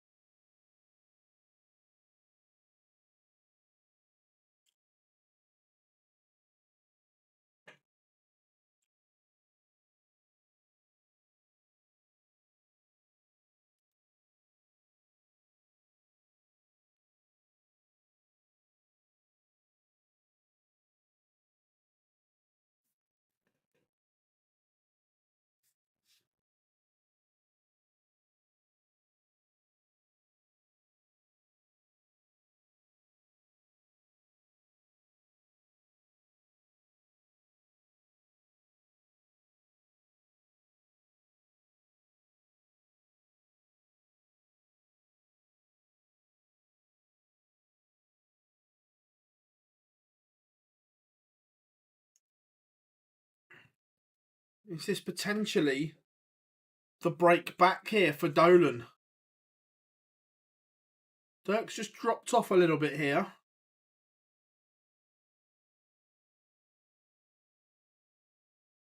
Brendan's got 6 at 1-2-2.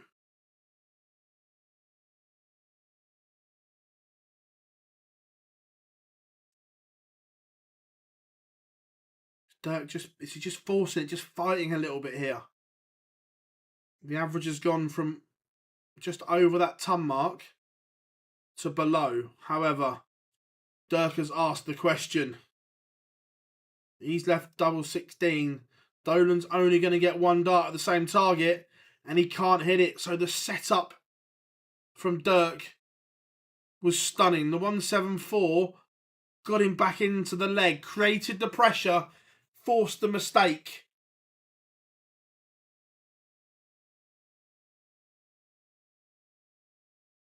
You just felt that the opportunity was there for Dolan, and he couldn't take it. And Dirk is now one away.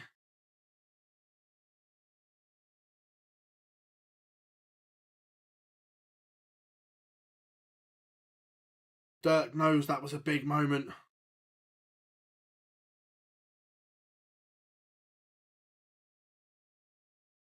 Brendan Dolan will now have to run 4 straight.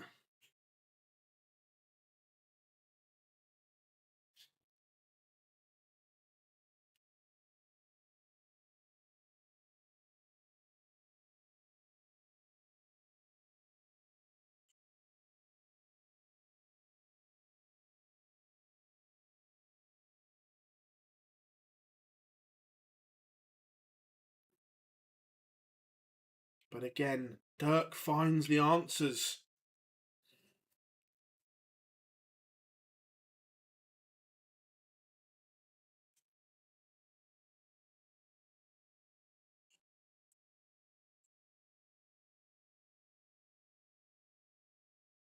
Two big visits from Van Duijvenbode has got him within 6 of winning.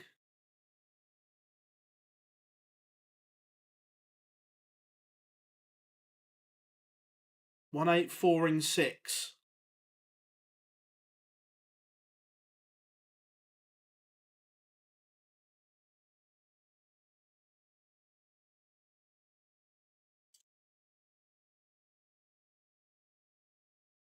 Leaves 95. So Dolan 219.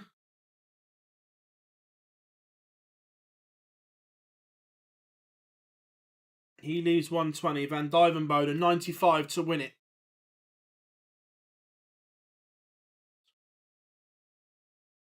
He's going to get 2 darts. He only needs the 1. Dirk Van Duijvenbode has beaten Brendan Dolan. Let's let the stream catch up. Is it a big celebration from Dirk? Only a medium-sized one. But that was big. Big from Dirk. So there we have it, ladies and gentlemen. Session 1 of this Friday Euro Tour is in the ledger. What are we thinking? How did we rate the session? Remember, let's just go through it quickly. Nick Kenny, a 6-3 winner over Jelle Classen. Robert Owen, same scoreline over Kciuk. Mickey Mansell, a 6-2 winner. Andrew Gilding, 6-4 winner over Johan Engstrom. Dylan Slevin beat Steve Beaton 6-4. Stephen Burton 6-4 over Boris Krcmar. Ratajski, comfortable 6-3 winner. And then Dirk Van Duijvenbode, a 6-2 winner over the Ober-genius that is Brendan Dolan. So, everyone, thank you very, very much. We will be back at 6 o'clock for the evening session for you. So, looking forward to bringing you that. Remember, I've been Phil Bars. We have been Online Darts. It's been good to cover the Euro Tour with you, and we'll be back in a couple of hours, and we'll see you all very, very soon.